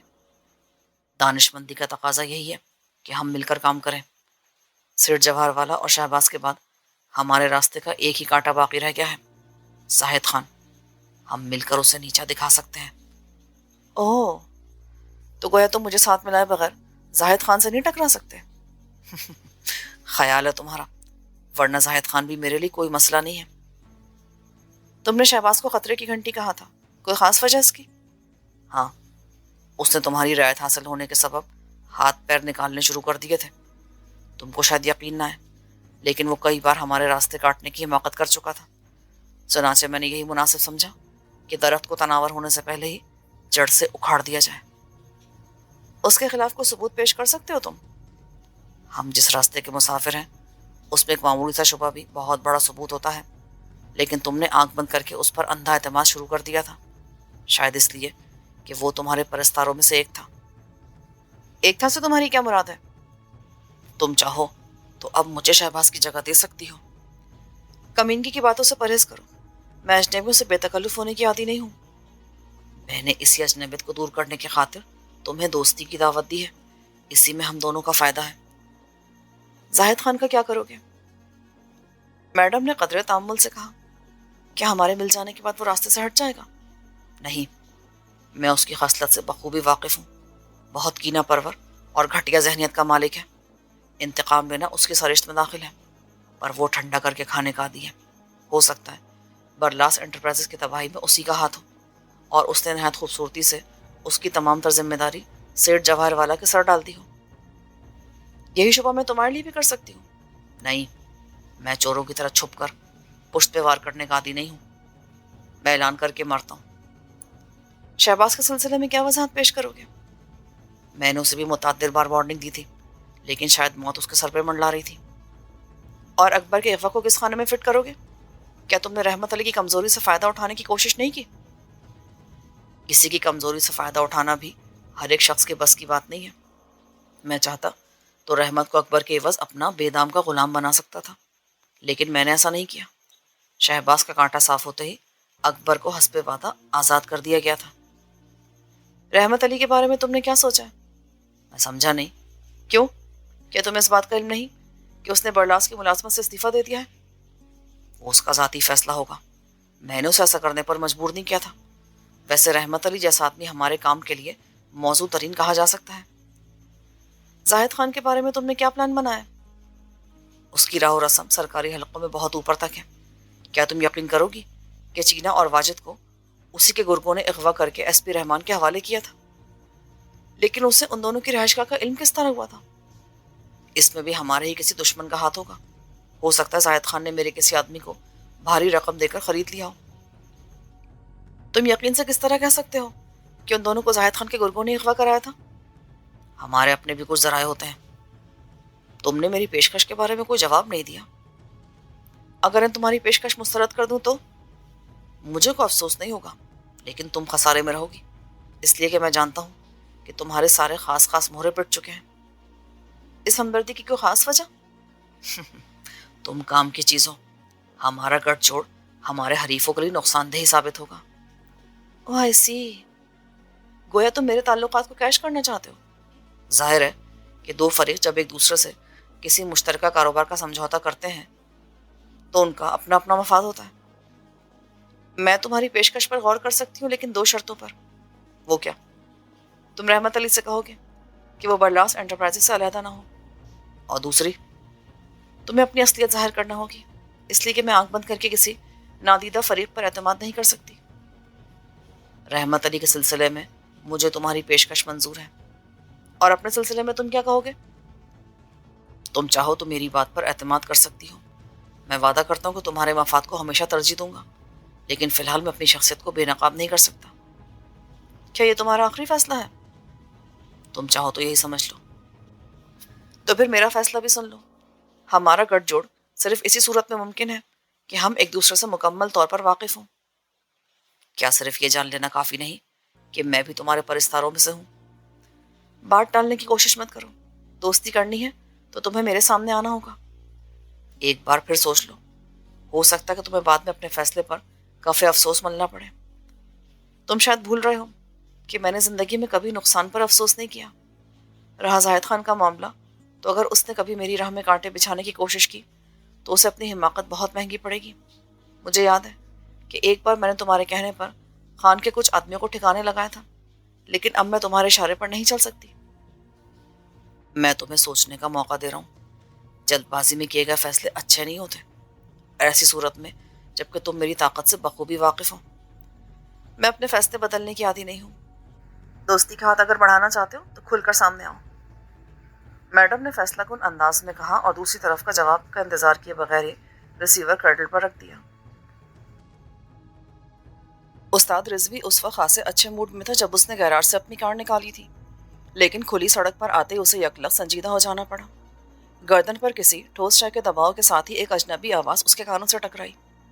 گھبراؤ نہیں، گاڑی چلاتے رہو، اسی میں تمہاری بہتری ہے۔ کون ہو تم؟ استاد نے سنجیدگی سے پوچھا۔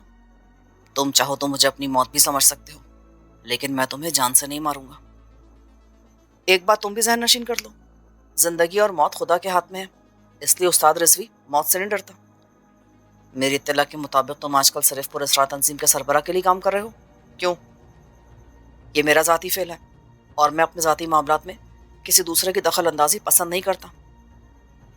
مجھے تمہارا جواب سن کر خوشی ہوئی، لیکن تمہیں ایک کام میرے لیے بھی کرنا ہوگا۔ کام کی نوعیت بہت معمولی ہے، تمہیں ہمارا ایک پیغام تنظیم کے سربراہ تک پہنچانا ہوگا۔ کیا پیغام ہے؟ زاہد خان مر چکا ہے، لیکن اس کے لاوائقین ابھی زندہ ہیں، اور وہ بڑے خان کی موت کا انتقام لیے بغیر چین سے نہیں بیٹھیں گے۔ ہمیں یہ اطلاع ملی ہے کہ سیکنگ کے بارے میں تمہارے پراسرار سربراہ نے ہی مخبری کی تھی۔ کیا تم جانتے ہو کہ تنظیم کا سربراہ کون ہے؟ وہ کوئی بھی ہو، ہم اسے ڈھونڈ نکالیں گے، اور پھر اس کا انجام بڑے خان سے بھی زیادہ بھیانک ہوگا۔ اگر تم اپنی ہی لائن کے آدمی ہو تو پھر تمہیں یہ بھی معلوم ہوگا کہ سربراہ ابھی تک کسی کے سامنے کھل کر نہیں آیا۔ ہم اور تم دونوں ہی اس کے بارے میں صرف قیاس آرائی کر سکتے ہیں۔ ٹھیک کہہ رہے ہو تم، لیکن کیا یہ غلط ہے کہ وہ فون پر تم سے رابطہ رکھتا ہے؟ میں اس بات کی تردید نہیں کروں گا۔ تم اسے ہمارا پیغام پہنچا دینا، اس کے بعد تمہارا کام ختم ہو جائے گا۔ کیا تم زاہد خان کے کوئی قریبی رشتہ دار ہو؟ رضوی نے پوچھا، اور اس کے ساتھ ہی اس نے ایک بار پھر آئینے میں پشت کا جائزہ لینے کی کوشش کی، لیکن پچھلی سیٹ پر جو شخص بھی موجود تھا وہ اس اینگل سے بیٹھا تھا کہ اس کی صورت آئینے کی زد سے باہر تھی۔ تمہیں ان باتوں سے کوئی سروکار نہیں ہونا چاہیے، صرف اپنے کام سے کام رکھو۔ تم مجھے اس پیغام رسانی کا معاوضہ کیا دو گے؟ میرا خیال ہے کہ تمہیں اس بات کا بخوبی علم ہوگا کہ میں بنا معاوضے کے کام نہیں کرتا۔ تمہارے معاوضے کی صورت میں اس وقت میں تمہاری کھوپڑی بھی اڑا سکتا ہوں، لیکن ہمیں مجبوراً تمہیں پیغام رسانی کا کام سر انجام دینے کے لیے زندہ رکھنے کا حکم دیا گیا ہے۔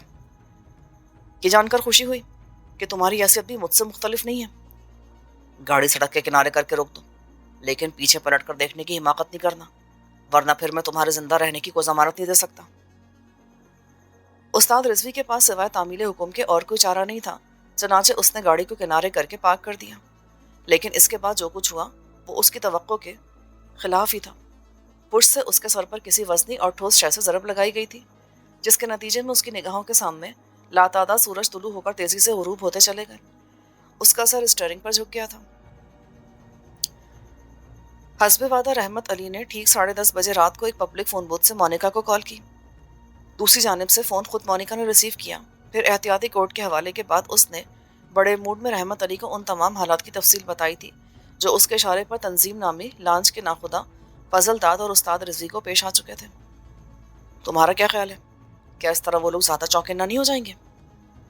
تم شاید اس بات کو فراموش کر رہے ہو کہ ہمارا مقابلہ ایک نادیدہ دشمن سے ہے، اور میرے تجربے کے مطابق ایسے مجرموں کو منظر عام پر لانے کے لیے ان کے ٹھکانوں اور خاص خاص کارندوں پر تابڑ توڑ حملے بڑے مؤثر ثابت ہوتے ہیں۔ ویسے تمہارے لیے اطلاع کے لیے عرض ہے کہ ہمارے شبے کے مطابق ڈاکٹر نادر ہی ہمارا مطلوبہ شخص ہو سکتا ہے۔ کوئی ثبوت؟ میں نے ایک فرضی CID انسپیکٹر کے ذریعے غزالہ سے بھی کچھ اہم معلومات حاصل کر لی ہیں۔ اوہ، کیا ہے وہ؟ اس کو اغوا کرنے کے بعد اسی فارم ہاؤس میں رکھا گیا تھا جس کا قلعہ قمع ہو چکا ہے۔ غزالہ کے بیان کے مطابق اسے کڈنیپ کرنے والے افراد میں سے ایک نے اس کے ساتھ زیادتی کرنے کی کوشش کی تھی، لیکن اسی وقت کمرے میں پوشیدہ طور پر لگے ہوئے اسپیکر جاگ اٹھے۔ پھر کسی کی بھررائی آواز ابھری اور اسی کے اشارے پر ایک کارندے نے اس شخص کو گولی مار دی تھی جو زیادتی کرنا چاہتا تھا، اور اس کی لاش کو بے دردی سے گھسیٹ کر لے جایا گیا تھا۔ لیکن اس واقعے سے میری بات سمجھنے کی کوشش کرو۔ جس طرح شمائرہ کے خلاف مواد جمع کر کے اسے بلیک میل کیا گیا تھا، اسی طرح غزالہ کو بھی استعمال کیا جا سکتا تھا، لیکن ایسا نہیں ہوا۔ آئی سی، رحمت نے چونکتے ہوئے کہا۔ گویا اس کا مطلب یہ تھا کہ ڈاکٹر قانون کی نگاہوں میں خود کو مظلوم ظاہر کر سکے اور اس کے پس پردہ اپنا کاروبار جاری رکھ سکے۔ میں بھی اسی نتیجے پر پہنچی ہوں، مگر اس بات کو ثابت کس طرح کیا جا سکتا ہے؟ فارم ہاؤس جس شخص کے نام پر ہے، اگر اس کا پتہ مل جائے تو ڈاکٹر کی بساط پلٹی جا سکتی ہے۔ لیکن میرا خیال ہے کہ محض ایک فرضی نام ہے جسے فرضی نام ہی سے ریکارڈ میں درج کرایا گیا ہوگا۔ میرے پاس تمہارے لیے ایک اور بھی اہم اطلاع ہے۔ غزالہ کے اغوا کے سلسلے میں تاوان کی رقم ڈاکٹر نادر نے اپنے اکاؤنٹ سے نکلوائی تھی، لیکن اس کے ٹھیک 15 دن بعد اتنی ہی رقم اس نے اپنے ہی نام سے ایک دوسرے بینک میں جمع کرائی تھی، جس کا ریکارڈ بینک سے طلب کیا جا سکتا ہے۔ کیا تمہیں یقین ہے کہ ڈاکٹر اتنی بڑی غلطی کر سکتا ہے؟ وہ فرشتہ نہیں، انسان ہے، اور انسان اکثر ایسی غلطیاں بے دہانی میں کر جاتا ہے جو اس کے جرم کا ثبوت بن جاتی ہیں۔ تمہاری اطلاع بہت اہم اور کارآمد ہے، لیکن میں کچھ اور چاہتا ہوں۔ وہ کیا؟ ڈاکٹر کو بھی اسی طرح رنگے ہاتھوں گرفتار کر لیا جائے جس طرح زاہد خان کا انجام ہوا تھا۔ اس کے لیے تمہیں رحمان صاحب کو اپنے حق میں ہموار کر کے رسک لینا پڑے گا۔ میں سمجھا نہیں۔ ڈاکٹر اثر و رسوخ والا شخص ہے، پھر غزالہ کے اغوا کے بعد اس نے قانون کی ہمدردیاں بھی حاصل کر لی ہیں۔ ایسی صورت میں کیا اس امکان پر غور نہیں کیا جا سکتا کہ فارم ہاؤس کے نظر میں آ جانے کے بعد وہ ناجائز تجارت کا کچھ قیمتی مال اپنے گھر پر بھی رکھتا ہو؟ میرا خیال ہے کہ بغیر کسی ٹھوس ثبوت کے SP رحمان ڈاکٹر کے گھر پر ریڈ کرنے سے گریز کرے گا، اور خاص طور پر ایسی صورت میں جبکہ وہ ڈاکٹر کا پرانا واقف کار بھی ہے۔ اس کے علاوہ مجھے ڈاکٹر کو ٹریپ کرانے کی خاطر کھل کر سامنے آنا پڑے گا، اور ناکام ہو جانے کی صورت میں وہ تمہیں کسی قیمت پر زندہ نہیں چھوڑے گا۔ کیوں؟ اس کی جگہ میں ہوتا تو شاید میں بھی اپنے دشمن کو معاف نہ کرتا۔ تم صرف ایک بار اشارہ کر کے تو دیکھو، تمہاری خاطر میں سامنے آنے کو تیار ہوں۔ زاہد خان والی مخبری کی کامیابی کے بعد SP رحمان کو میرے بیان میں کچھ نہ کچھ وزن تو ضرور محسوس ہوگا۔ نہیں، میں تمہاری زندگی کو خطرے میں نہیں ڈالنا چاہتا۔ میری زندگی بھی تمہاری ہے اور میں بھی تمہاری ہوں۔ تمہارے نام پر آنے والی موت بھی میرے لیے حسین ثابت ہوگی۔ اس وقت بہت زیادہ موڈ میں لگ رہی ہو۔ چراغ کی لو بجھنے سے پہلے کب کب آتی ضرور ہے۔ زندگی کا کیا بھروسہ، کون جانے کب موت آ جائے۔ اچھا، زیادہ ایموشنل مت ہو۔ یہ بتاؤ اس وقت کیا کر رہی ہو؟ کچھ بھی نہیں۔ کیا میں تمہاری طرف آ سکتا ہوں؟ ہم اطمینان سے بیٹھ کر ہی کوئی آخری فیصلہ کر سکتے ہیں۔ ضرور آ جاؤ۔ نہ جانے کہ اس وقت تم سے ملنے کو دل بہت بے چین ہو رہا ہے، کچھ عجیب سی کیفیت طاری ہو رہی ہے۔ یہ تم نے شاعری کب سے شروع کر دی؟ جب سے تم میرے اوپر مہربان ہوئے ہو۔ ٹھیک ہے، میں سیدھا تمہاری طرف ہی آ رہا ہوں۔ میں بڑی شدت سے تمہارا انتظار کروں گی، کہو تو ابھی سے تمہاری راہوں میں پلکیں بچھا دوں۔ اور پھر ریسیور پر گولی چلنے کی آواز کے ساتھ ہی مونیکا کی کربناک چیخ ابھری، مونیکا، مونیکا، تم خیریت سے تو ہو؟ دوسری طرف سے کوئی جواب نہ ملا، البتہ مونیکا کے کرہانے کی مدھم مدھم آواز ضرور سنائی دے رہی تھی۔ رحمت بوتھ سے نکل کر تیزی سے اپنی گاڑی کی طرف لپکا، پھر دوسرے لمحے اس کی گاڑی طوفانی رفتار سے مونیکا کے گھر کی جانب دوڑ رہی تھی۔ وہ کون ہو سکتا ہے جس نے مونیکا پر فائر کیا تھا؟ رحمت کے ذہن میں بگولے ناچ رہے تھے۔ مونیکا نے تنظیم کے سربراہ کو منظر عام پر لانے کی خاطر یکے بعد دیگرے اس پر تابڑ توڑ وار کیے تھے، مختلف زاویوں سے اسے اندھیرے سے اجالے میں لانے کی کوشش کی تھی۔ فضل داد اور استاد رضوی دونوں ہی تنظیم سے وابستہ افراد تھے، لیکن مونیکا نے یقیناً ان کے خلاف سوچ سمجھ کر ہی قدم اٹھایا ہوگا۔ ہو سکتا ہے مونیکا نے جن افراد کو استعمال کیا ہو انہی میں سے کسی ایک نے اسے ڈبل کراس کرنے کی کوشش کی ہو۔ رحمت کا ذہن تیز رفتاری سے پیش آنے والے حالات کے بارے میں سوچ رہا تھا۔ ریسیور پر آخری لمحے تک مونیکا کے کرہانے کی مدھم آواز سے صاف ظاہر تھا کہ وہ پوری طرح مری نہیں تھی۔ رحمت کے ذہن میں ایک موہوم سی امید ٹمٹما رہی تھی، اسی وجہ سے وہ تیزی سے ڈرائیو کر رہا تھا۔ کچھ باتیں ایسی تھی جو اس کے علم میں آنی ضروری تھی تاکہ وہ اندازہ لگا سکتا کہ مونیکا پر فائرنگ کرنے والے افراد کا تعلق کس گروہ سے ہو سکتا ہے۔ رہ رہ کر اس کے ذہن میں نادر کا نام ابھر رہا تھا، لیکن اس کے پاس نادر کے خلاف ایسا کوئی ٹھوس ثبوت نہیں تھا جس کی بنیاد پر وہ مونیکا پر ہونے والے قاتلانہ حملے کا حساب بے باک کر سکتا۔ مونیکا کی رہائش پر پہنچنے کے بعد ہی اسے علم ہوا کہ اسے فوری طور پر زخمی حالت میں قریبی اسپتال لے جایا گیا ہے۔ اس نے مطلوبہ اسپتال تک پہنچنے میں خاصی تیزی دکھائی تھی، وہ پہلی فرصت میں اس تک پہنچ جانا چاہتا تھا۔ مونیکا نے اس کی محبت میں جو قربانیاں پیش کی تھیں وہ اسے فراموش نہیں کر سکتا تھا۔ اس نے طے کر لیا تھا کہ وہ کسی قیمت پر اس کے قاتلوں کو معاف نہیں کرے گا، لیکن ان تک پہنچنے کی خاطر اسے مونیکا سے کچھ اہم سوالات کرنے ضروری تھے۔ مثلاً یہ کہ اس نے فضل داد اور استاد رضوی پر حملہ کرانے کے سلسلے میں کن افراد کو استعمال کیا تھا۔ انہی لوگوں میں سے کوئی ایک مونیکا پر ہونے والے حملے کا ذمہ دار بھی ہو سکتا تھا۔ خود مونیکا کی اپنی شخصیت اور اس کے کردار کے مختلف پہلو بھی ڈھکے چھپے نہیں تھے۔ میڈم کے دائرے سے منسلک ہونے کے سبب ناجائز تجارت کرنے والے سرکل کے تمام لوگ اچھی طرح اس بات سے واقف تھے کہ برلاس انٹرپرائزز میں مونیکا کی حیثیت ریڑھ کی ہڈی سے کم نہیں تھی۔ خود مونیکا نے بھی اسے یہی بتایا تھا کہ اس کے میڈم برلاس کے ادارے میں شامل ہونے سے پہلے وہی تمام خطرناک کام انجام دیا کرتی تھی۔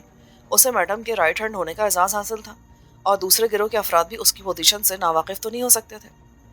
رحمت نے گاڑی اسپتال کی پارکنگ لاٹ میں پارک کی اور تیزی سے لپکتا اور ریسیپشن کی طرف گیا، لیکن یہ دیکھ کر اسے حیرت ہوئی کہ ایس پی رحمان انسپکٹر زیدی کے ساتھ وہاں پہلے سے موجود تھا۔ رحمان نے بھی رحمت علی کی اچانک آمد کو محسوس کیا۔ دونوں کے ذہنوں میں ایک ہی سوال ابھر رہا تھا کہ مونیکا پر قاتلانہ حملے کی اطلاع پہلے کس سے ملی تھی۔ ایک لمحے تک وہ دونوں خاموش رہے، پھر گفتگو میں پہل رحمت نے کی، مونیکا کی حالت اب کیسی ہے؟ تمہیں اس واردات کا علم کس طرح ہوا؟ میں نے فون پر گولی چلنے کی آواز سنی تھی۔ آئی سی، گویا جس وقت مونیکا پر قاتلانہ حملہ ہوا تم اس سے فون پر بات کر رہے تھے؟ رحمان سامنے چونکتے ہوئے کہا، جی ہاں۔ گولی اس کی پشت پر لگی ہے، اس کی حالت خطرے سے باہر نہیں ہے، لیکن ڈاکٹر اور سرجن اپنی سے کوشش کر رہے ہیں۔ کیا مونیکا نے کوئی بیان دیا ہے؟ نہیں۔ جس وقت اسپتال لائی گئی اس وقت وہ کوما کی حالت سے دوچار تھی۔ آپ کو حملے کی اطلاع کس نے دی؟ اسی سوال کا جواب میرے لیے بھی قابل غور ہے۔ میں سمجھا نہیں۔ تم ابھی اس بات کا اقرار کر چکے ہو کہ تم وہ آخری آدمی ہو جو فون پر مونیکا سے بات کر رہے تھے، اور جس نے ہمیں اس حادثے کی اطلاع دی اس نے بھی اپنا نام رحمت علی ہی بتایا تھا۔ کیا وہ تم نہیں تھے؟ جی نہیں، میں ریسیور پر گولی اور مونیکا کی آخری چیخ سنتے ہی اس کی طرف گیا تھا، پھر وہاں سے اطلاع ملنے پر یہاں آیا ہوں۔ ہو سکتا ہے کسی نے جان بوجھ کر میرا نام درمیان میں گھسیٹنے کی کوشش کی ہو۔ اس کی بھی کوئی نہ کوئی وجہ تو ضرور رہی ہوگی۔ تمہارے نام کیوں لے گیا خاص طور پر؟ اس کا جواب تو وہی دے سکتا ہے جس نے فون کیا تھا۔ اور اگر میں یہ کہوں کہ وہ آواز بھی 100% تمہاری آواز سے ملتی جلتی تھی، پھر؟ میں فی الحال اس سلسلے میں کوئی ثبوت پیش نہیں کر سکتا۔ تمہارے اور مونیکا کے درمیان کیا بات چیت ہو رہی تھی؟ ہماری بات چیت نجی نوعیت کی تھی۔ ممکن ہے تم ٹھیک کہہ رہے ہو، لیکن اب یہ کیس پولیس کی فائل پر آ چکا ہے۔ کیا آپ یہ شبہ کر رہے ہیں کہ مونیکا کو پیش آنے والے حادثے میں میرا ہاتھ ہے، اور اس کے بعد پولیس کو اطلاع دینے کی حماقت بھی میں نے ہی کی ہوگی؟ اس کا جواب تو تفتیش کے بعد ہی سامنے آئے گا، لیکن بہرحال اب اس کیس کا تم ایک اہم حصہ بن چکے ہو۔ رحمت علی نے گھور کر رحمان صاحب کو دیکھا اور پھر اپنے ہونٹ چبانے لگا۔ تمہیں شاید میرا جواب پسند نہیں آیا، لیکن پولیس کا اپنا ایک علیحدہ طریقہ کار ہوتا ہے۔ ایسے انگنت کیسز میرے مشاہدے میں آئے ہیں جہاں مجرم نے ہر موقع پر پولیس کے شانہ بشانہ چل کر یہ تاثر دینے کی کوشش کی ہے کہ اس کا اس جرم سے کوئی تعلق نہیں، لیکن آخر میں اسی کو اپنے کیے کی سزا بھگتنی پڑی۔ آپ کو اختیار ہے، جو چاہے سوچ سکتے ہیں۔ بات صرف اختیار کی نہیں ہے، کچھ ایسی باتوں کی بھی ہے جن کی وضاحت ابھی باقی ہے۔ میں سمجھا نہیں۔ اطلاع عرض ہے کہ جس وقت میری اور مونیکا کی آخری ملاقات ہوئی تھی، اس وقت اس نے ڈوبتی ہوئی سانسوں کے درمیان 2 نام لیے تھے۔ ان میں ایک نام تمہارا تھا اور دوسرا؟ کچھ باتیں ٹاپ سیکرٹ ہوتی ہیں جو قبل اس وقت بتائی نہیں جا سکتی۔ رحمت کو جواب دینا ہی چاہتا تھا، لیکن اسی وقت ایک ڈاکٹر نے آ کر رحمان کو اس بات کی اطلاع دی کہ مونیکا موت سے ہمکنار ہو چکی ہے۔ رحمان صاحب نے ایک بار پھر رحمت کو معنی خیز انداز میں گھورا، جو بڑے جذباتی انداز میں کھڑا مٹھیاں بھیج رہا تھا۔ مونیکا کی موت کی اطلاع سنتے ہی اس کے خون کی گردش تیز ہو گئی تھی۔ چہرے کے تاثرات اس کے جذبات کی ترجمانی کر رہے تھے۔ میرے لیے کیا حکم ہے؟ کیا اب میں جا سکتا ہوں؟ اس نے ایک لمحے کا توقف کر کے رحمان صاحب سے پوچھا۔ جا سکتے ہو، فی الحال میں تمہیں روکنے کی ضرورت محسوس نہیں کرتا، لیکن ہماری دوسری ملاقات بہت جلد ہوگی۔ مجھے بھی آپ سے بہت ساری باتیں کرنی ہیں، لیکن ابھی نہیں، رحمت نے کہا اور لمبے لمبے قدم اٹھاتا ہاسپٹل سے باہر نکل آیا۔ مونیکا کی موت کی اطلاع نے میڈم کے ذہن کو معاف کر دیا تھا۔ وہ اس کے ادارے کی ایک اہم اور سرگرم کارکن تھی اور رحمت سے پہلے وہی تمام کام سر انجام دیا کرتی تھی۔ میڈم کے لیے اس کی موت کی اطلاع ایک ناقابل تلافی نقصان اور کسی عظیم سانحے سے کم نہ تھا۔ زخمی شیرنی کی مانند وہ اپنے ڈرائنگ روم میں ایک سرے سے دوسرے سرے تک ٹہل رہی تھی۔ اس کا ذہن مونیکا کی موت کے بارے میں بڑی سنجیدگی سے غور کر رہا تھا۔ پہلے رحمت نے اپنے حالات سے مجبور ہو کر اس سے کنارہ کشی اختیار کی تھی، اور اب مونیکا بھی اس کا ساتھ چھوڑ گئی تھی۔ دونوں ہی اس کے قوت بازو تھے، لیکن کسی دشمن نے اسے بے بس کرنے کی خاطر اس کے دونوں بازو کاٹ دیے تھے۔ وہ مونیکا کی موت کے ساتھ ساتھ زاہد خان کے بارے میں بھی غور کر رہی تھی۔ خفیہ تنظیم کے نادیدہ سربراہ نے اس کی جانب دوستی کا ہاتھ بڑھایا تھا۔ اس نے یہ بھی کہا تھا کہ وہ دونوں مل کر راستے کی تمام رکاوٹوں کو دور کر سکتے ہیں۔ میڈم نے اس کے ساتھ شامل ہونے کی خاطر 2 شرطیں رکھی تھی، لیکن اس نے ان شرائط کو ماننے سے قطعی انکار کر دیا تھا۔ اس کے بعد پہلے زاہد خان سیکنگ سمیت غرق آب ہوا اور اب مونیکا کو بھی موت کے گھاٹ اتار دیا گیا تھا۔ میڈم کے ذہن میں سربراہ کی مکروہ آوازیں صدائے بازگشت بن کر گونج رہی تھیں۔ اگر سربراہ کی شخصیت اس کے علم میں ہوتی تو وہ اپنی زندگی کی پرواہ کیے بغیر پہلی فرصت میں اس کا جسم گولیوں سے چھلنی کر دیتی، چاہے اس کے عوض اسے پھانسی کیوں نہ چڑھنا پڑتا۔ بڑی دیر تک وہ اندر ہی اندر پیچ و تاب کھاتی رہی، پھر کچھ سوچ کر اس نے رحمت علی کے نمبر ڈائل کرنا شروع کیا۔ دوسری طرف سے رحمت علی نے کال ریسیو کی۔ کیا تمہیں مونیکا کی موت کا علم ہو چکا ہے؟ میں بھی اسپتال سے آ رہا ہوں۔ آپ کو اس حادثے کی اطلاع کس نے دی؟ رحمان نے۔ کیا رحمان صاحب نے میرے بارے میں بھی کچھ کہا ہے؟ نہیں، کیوں؟ ان کا کہنا ہے کہ مونیکا نے مرنے سے پہلے 2 نام لیے تھے، جس میں سے ایک میرا تھا، اور اسی کے پیش نظر وہ مجھے بھی اس حادثے میں گھسیٹنے کے بارے میں غور کر رہے ہیں۔ تمہارے خیال میں مونیکا کے قتل کی ذمہ داری کس پر عائد کی جا سکتی ہے؟ تنظیم کے نادیدہ اور بزدل سربراہ پر۔ ویسے آپ کی اطلاع کے لیے عرض ہے کہ جس وقت مونیکا کو گولی ماری گئی، اس وقت وہ مجھ سے فون پر بات کر رہی تھی، اور اس کا اقرار میں ایس پی رحمان سے بھی کر چکا ہوں۔ تمہارے اور مونیکا کے درمیان کس قسم کی گفتگو ہو رہی تھی؟ سوری، یہ میرا نجی معاملہ ہے۔ کیا اب ہم دوست نہیں ہیں؟ ہماری دوستی اب ایک ہی شرط پر قائم رہ سکتی ہے۔ وہ کیا؟ آپ کھل کر اس شخص کا نام بتا دیں جس پر آپ کو سربراہ ہونے کا شبہ ہے۔ تم کیا کرو گے؟ میں چاہتا ہوں کہ اس کا انجام بھی زاہد خان سے مختلف نہ ہو۔ اگر وہ رنگے ہاتھوں پکڑ لیا جائے تو میں قانون کے نگہبانوں کے سامنے بھی اسے موت سے ہمکنار کر کے مونیکا کی موت کا حساب چکتا کر سکتا ہوں۔ ٹھیک ہے، مونیکا کی خاطر میں تمہاری یہ آرزو ضرور پوری کروں گی۔ مجھے جس شخص پر شبہ ہے وہ ہیروئن کی اچھی خاصی مقدار کے ساتھ رنگے ہاتھوں پکڑا جائے گا، خواہ اس کے لیے مجھے کوئی بھی راستہ اختیار کیوں نہ کرنا پڑے۔ کیا آپ اب بھی مجھے نام بتانا پسند نہیں کریں گی؟ ابھی نہیں، وقت کا انتظار کرو، لیکن اس کا انجام وہی ہوگا جو تم چاہتے ہو۔ یہ کہہ کر میڈم نے لائن کاٹ دی۔ اس کے چہرے پر حقارت اور انتقام کے ملے جلے تاثرات پھیل کر گہرے ہو رہے تھے۔ اچانک فون کی گھنٹی بجی۔ ہلو، اگر میرا اندازہ غلط نہیں تو تم اس وقت مونیکا کی موت کا سوگ منا رہی ہوگی۔ سربراہ کی بھررائی ہوئی آواز سنائی دی۔ فون کرنے کا مقصد بیان کرو۔ میں تمہیں صرف یہ بتانا چاہتا ہوں کہ مونیکا کے پر نکل آئے تھے۔ وہ بہت اونچا اڑنے کی کوشش کر رہی تھی، اس لیے مجھے مجبوراً اس کی موت کے احکامات صادر کرنے پڑے۔ اور تم ایک عورت کی موت پر خوشی منا کر اپنی مردانگی کا اظہار کرے ہو؟ پریشان مت ہو، تمہیں بھی کسی کی موت پر جشن منانے کا موقع فراہم کرنا چاہتا ہوں۔ میں تمہیں رحمت علی کی موت کی ذمہ داری سونپ رہا ہوں۔ تم تم شاید ہوش میں نہیں ہو۔ میں جانتا ہوں کہ کوئی محبوبہ اپنے چاہنے والے پر گولی نہیں چلا سکتی، لیکن تمہیں یہ کام بہرحال کرنا ہوگا میرے حکم پر، اور اگر تم نے انکار کیا تو اس کا نتیجہ اچھا نہیں نکلے گا، اس لیے کہ محبت اور جنگ میں ہر حربے کا استعمال جائز ہوتا ہے۔ رحمت علی نے تمہارا کیا بگاڑا ہے؟ بات بگاڑنے کی نہیں، اصول کی ہے۔ مثلاً یہ کہ اگر کوئی پالتو کتا پاگل ہو جائے اور مالک پر غرانے لگے تو اسے پہلی فرصت میں گولی مار دینی چاہیے، اور اگر کتے کے بجائے مالک پر دیوانگی کے دورے پڑنے لگے تو تمہارا اصول کیا کہتا ہے؟ تم شاید اپنی اوقات بھول رہی ہو۔ یہ مت بھولو کہ میری طرف سے اگر کوئی جوابی کارروائی ہوئی تو تم کسی کو منہ دکھانے کے قابل نہیں رہو گی۔ تمہاری ساکھ اور شہرت دونوں پل بھر میں مٹی میں مل جائیں گی۔ تمہاری اس بکواس کا جواب آنے والا وقت دے گا، میڈم نے نفرت سے کہا اور ریسیور کرڈل پر ڈال دیا۔ اس کی نگاہوں میں انتقام کے شعلے بھڑک رہے تھے۔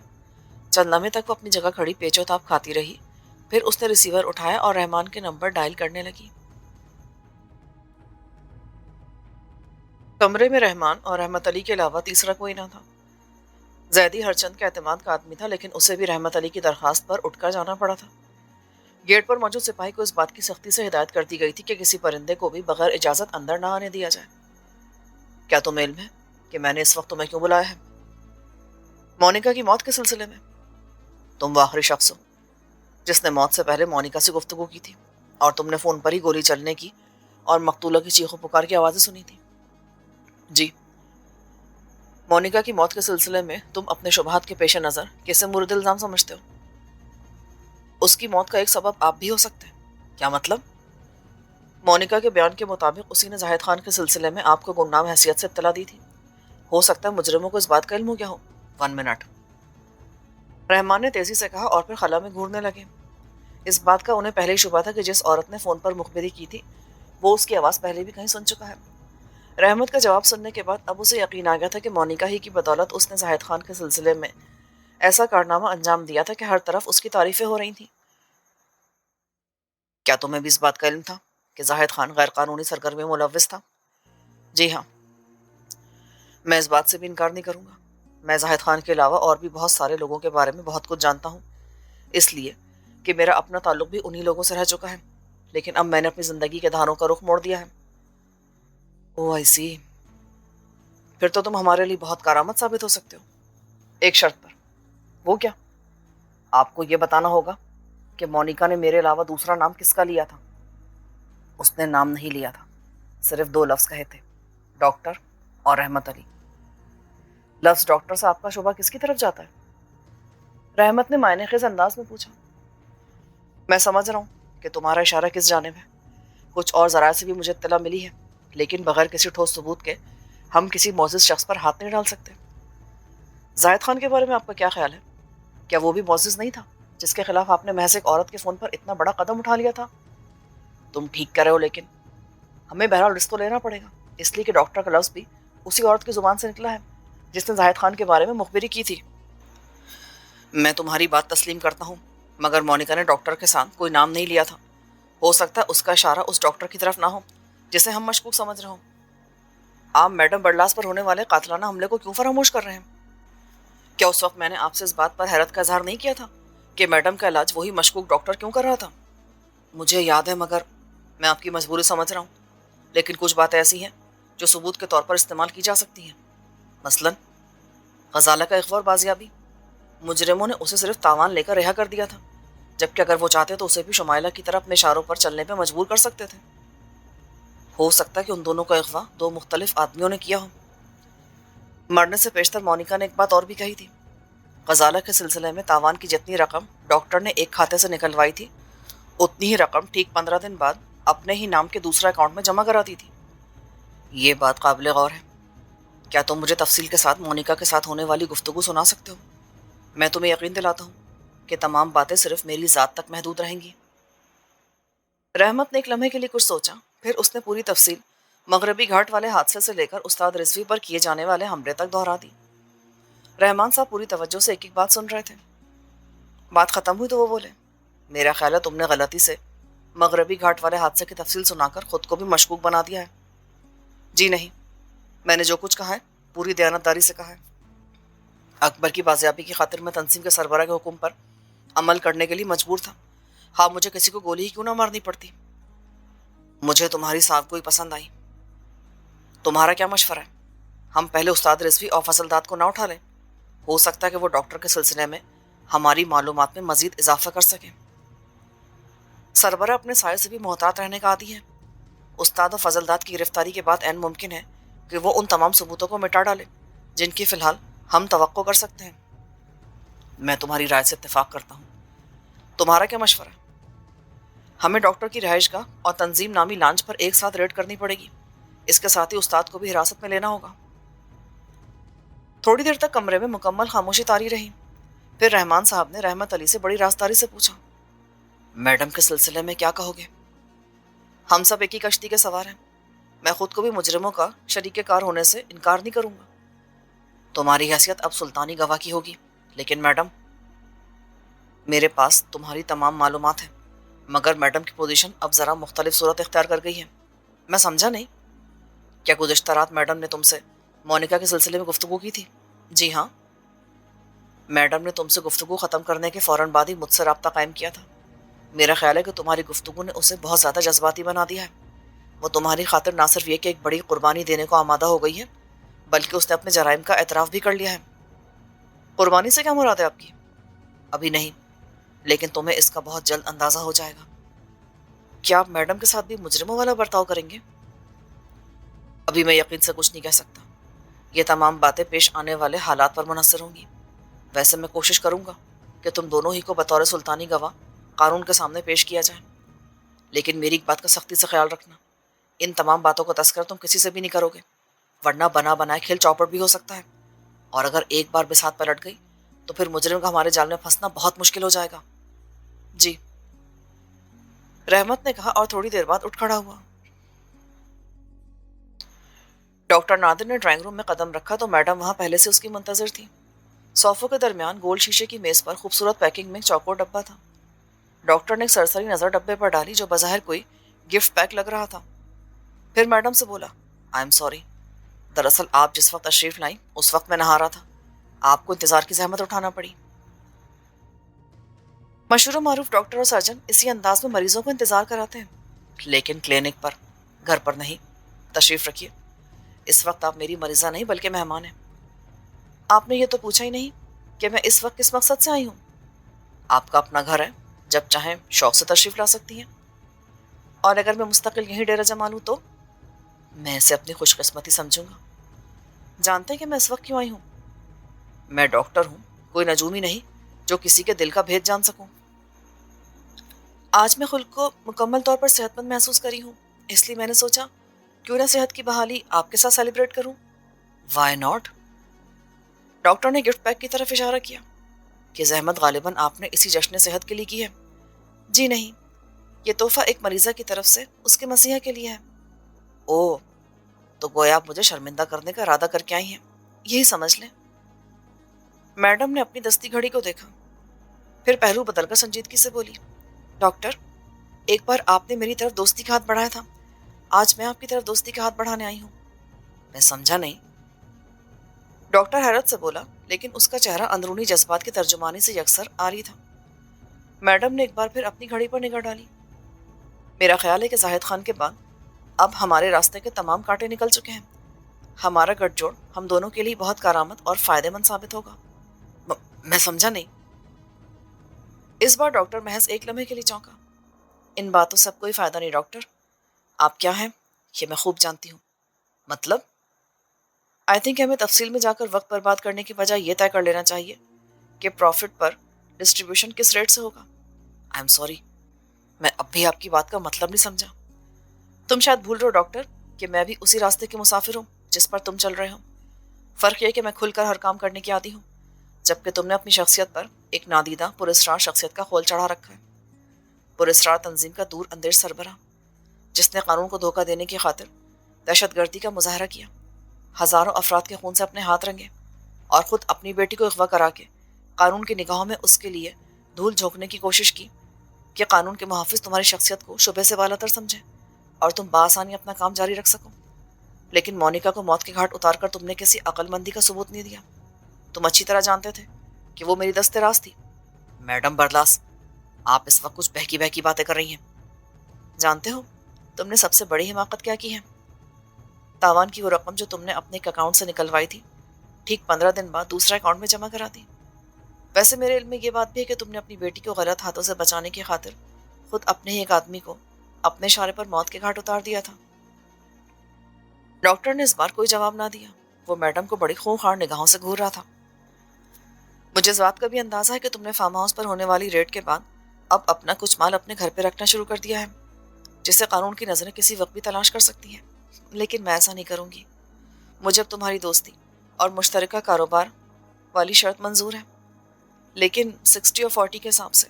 بولو، کیا تمہیں میری شرط منظور ہے؟ تم نے شیر کی کچھار میں آ کر اسے شکار کرنے کی حماقت کی ہے، ڈاکٹر نے تیزی سے کہا۔ پھر اس کے ساتھ ہی اس نے بڑی پھرتی سے اپنی جیب سے سائلنسر لگا ہوا آٹومیٹک ریوالور نکال کر اس کا رخ میڈم کی طرف کیا اور شفاف لہجے میں بولا، میرے ڈرائنگ روم کا قالین خاصا قیمتی ہے، اس لیے میں اسے تمہارے خون سے گندا نہیں کروں گا۔ کیا تم خود اپنے قدموں پر کھڑی ہو کر میرے ساتھ چلنا پسند کرو گی، یا مجھے اپنے پالتو کتوں کو زحمت دینی ہوگی؟ مجھے مارنے کی خاطر تم نے کس جگہ کا انتخاب کیا ہے؟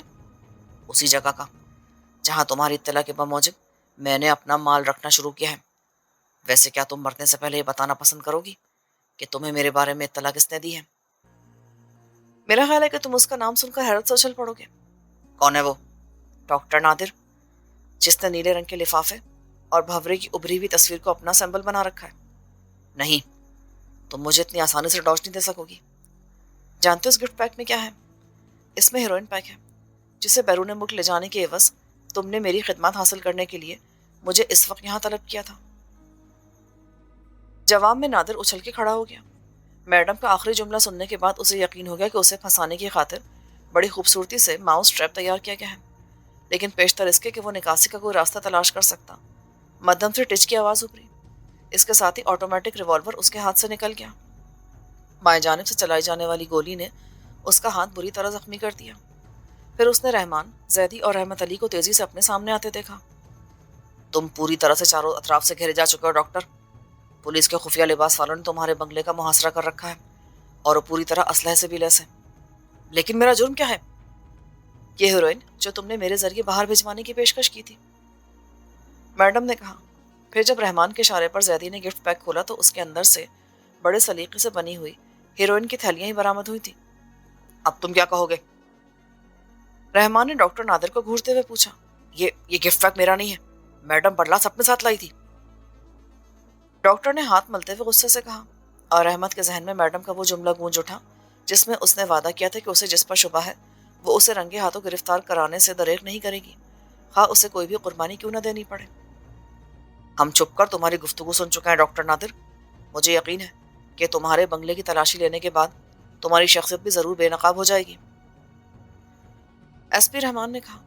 اور پھر وہی ہوا جس کا اندازہ لگایا گیا تھا۔ کوٹھی والے حصے سے کچھ برآمد نہ ہو سکا، لیکن اس کے گیراج سے، جس میں 2 ٹرک بیک وقت پارک ہو سکتے تھے اور جس کے نیچے اتنے ہی بڑے رقبے کا گودام بنا ہوا تھا، بڑی مقدار میں ہیروئن، اعلیٰ قسم کی چرس اور بیرونی کرنسی برآمد ہوئی۔ گودام کے اندر بنی ہوئی الماری سے نیلے رنگ کے ایسے لفافے اور لیٹر ہیڈ بھی برآمد ہوئے تھے جن پر بھنورے کی ابری ہوئی تصویر بنی تھی، جو تنظیم کے سربراہ کا ٹریڈ مارک تھا۔ نادر نے شروع میں گھر کی تلاشی لینے کے سلسلے میں خاصا واویلا مچایا تھا، لیکن پھر ناجائز تجارت کے ساز و سامان کے برآمد ہونے کے بعد وہ سمندر کے جھاگ کی طرح بیٹھ گیا۔ گیراج کے جس زمین دوز حصے سے چیزیں برآمد ہوئی تھیں، اس کا ایک دروازہ ڈاکٹر کے ریڈنگ روم میں بھی کھلتا تھا۔ طریقہ کار نہایت سادہ مگر سائنٹیفک تھا۔ جن ٹرکوں میں سامان آتا جاتا تھا ان پر زندگی بچانے والی ادویات کے بڑے بڑے اشتہار ہوتے تھے۔ ٹرک کو گیراج میں پارک کر کے باہر سے بند کر دیا جاتا تھا۔ پھر ڈاکٹر کے اعتماد کے خاص افراد ٹرکوں سے یہ سامان اتار کر اندر ہی اندر زمین دوز حصے میں منتقل کر دیتے، اور کسی کو کانوں کان خبر نہ ہوتی۔ بعد ازاں اسی مال کو بیرونی منڈیوں میں بھاری قیمت پر فروخت کر دیا جاتا۔ ناجائز اشیاء کے برآمد ہونے کے بعد ہی ڈاکٹر کو ہتھکڑی پہنا دی گئی تھی۔ اس نے پولیس کے سیکشن پر کوئی احتجاج نہیں کیا، لیکن وہ جن نظروں سے میڈم اور رحمت علی کو گھور رہا تھا ان میں انتقام کے شعلے لپک رہے تھے۔ قانونی کارروائی مکمل ہونے کے بعد ایس پی رحمان نے ڈاکٹر سے کہا، آئی ایم سوری ڈاکٹر، میں تمہاری واقفیت کو اپنے فرائض پہ ترجیح نہیں دے سکتا۔ تمہیں ہر قیمت پر اپنے کیے کی کڑی سزا بھگتنی پڑے گی۔ آئی نو مائی ڈیئر، مگر یہ بات شاید تم بھی جانتے ہوگے کہ ہر جرم کی ایک سزا اور ہر سزا کی ایک مدت مقرر ہوتی ہے، اور اس مدت کو پورا کرنے کے بعد میں ایک بار پھر کھلی فضا میں سانس لینے کو آزاد ہوں گا۔ لیکن تم ہمارے خلاف کوئی انتقامی کارروائی کرنے کے قابل نہیں رہو گے، میڈم نے کہا۔ پھر اس نے نہایت پھرتی سے اپنے پرس سے لیڈیز آٹومیٹک ریوالور نکالا اور پے در پہ 2 فائر کیے۔ نادر لڑکھڑا کے فرش پہ گرا، اس کے دونوں گھٹنوں کی ہڈیاں کرچیوں میں بٹ گئی تھیں۔ اب تم آزادی کے بعد بھی اپاہجوں کی طرح زندگی کے کرب سے دوچار رہو گے۔ میڈم حقارت سے بولی، میڈم یہ کیا کیا آپ نے؟ رحمت تیزی سے بولا، میں نے ڈاکٹر سے مونیکا کی موت کا ایک معمولی سا انتقام لیا ہے، کیا تم نے بھی یہی نہیں سوچا تھا؟ میڈم نے لاپرواہی مگر اپنائیت سے کہا۔ پھر اس نے اپنا ریوالور ایس پی رحمان کے حوالے کر دیا۔ رحمان نے نادر کو فوراً ہی اسپتال کے لیے روانہ کر دیا۔ پھر اسے قانون کے تقاضوں کو پورا کرنے کی خاطر میڈم کو بھی گرفتار کرنا پڑا۔ البتہ رحمت علی کو حسب وعدہ تمام قانونی دستاویزات میں بطور سلطانی گواہ کے ظاہر کیا گیا تھا۔ میڈم برلاس نے پولیس کی گاڑی میں بیٹھتے وقت رحمت علی کو جن الوداعی نظروں سے دیکھا، اس میں ایک پیغام بھی تھا، جیسے وہ نگاہوں نگاہوں میں کہہ رہی ہو، رحمت علی، میں نے تمہیں دل و جان سے اپنا سمجھا تھا، اسی لیے خود کو حالات کے بھنور کے حوالے کر دیا، اور تم کھلی ہوا میں سانس لینے کے لیے آزاد ہو۔ اس کے ساتھ اس کہانی کا اختتام ہوتا ہے۔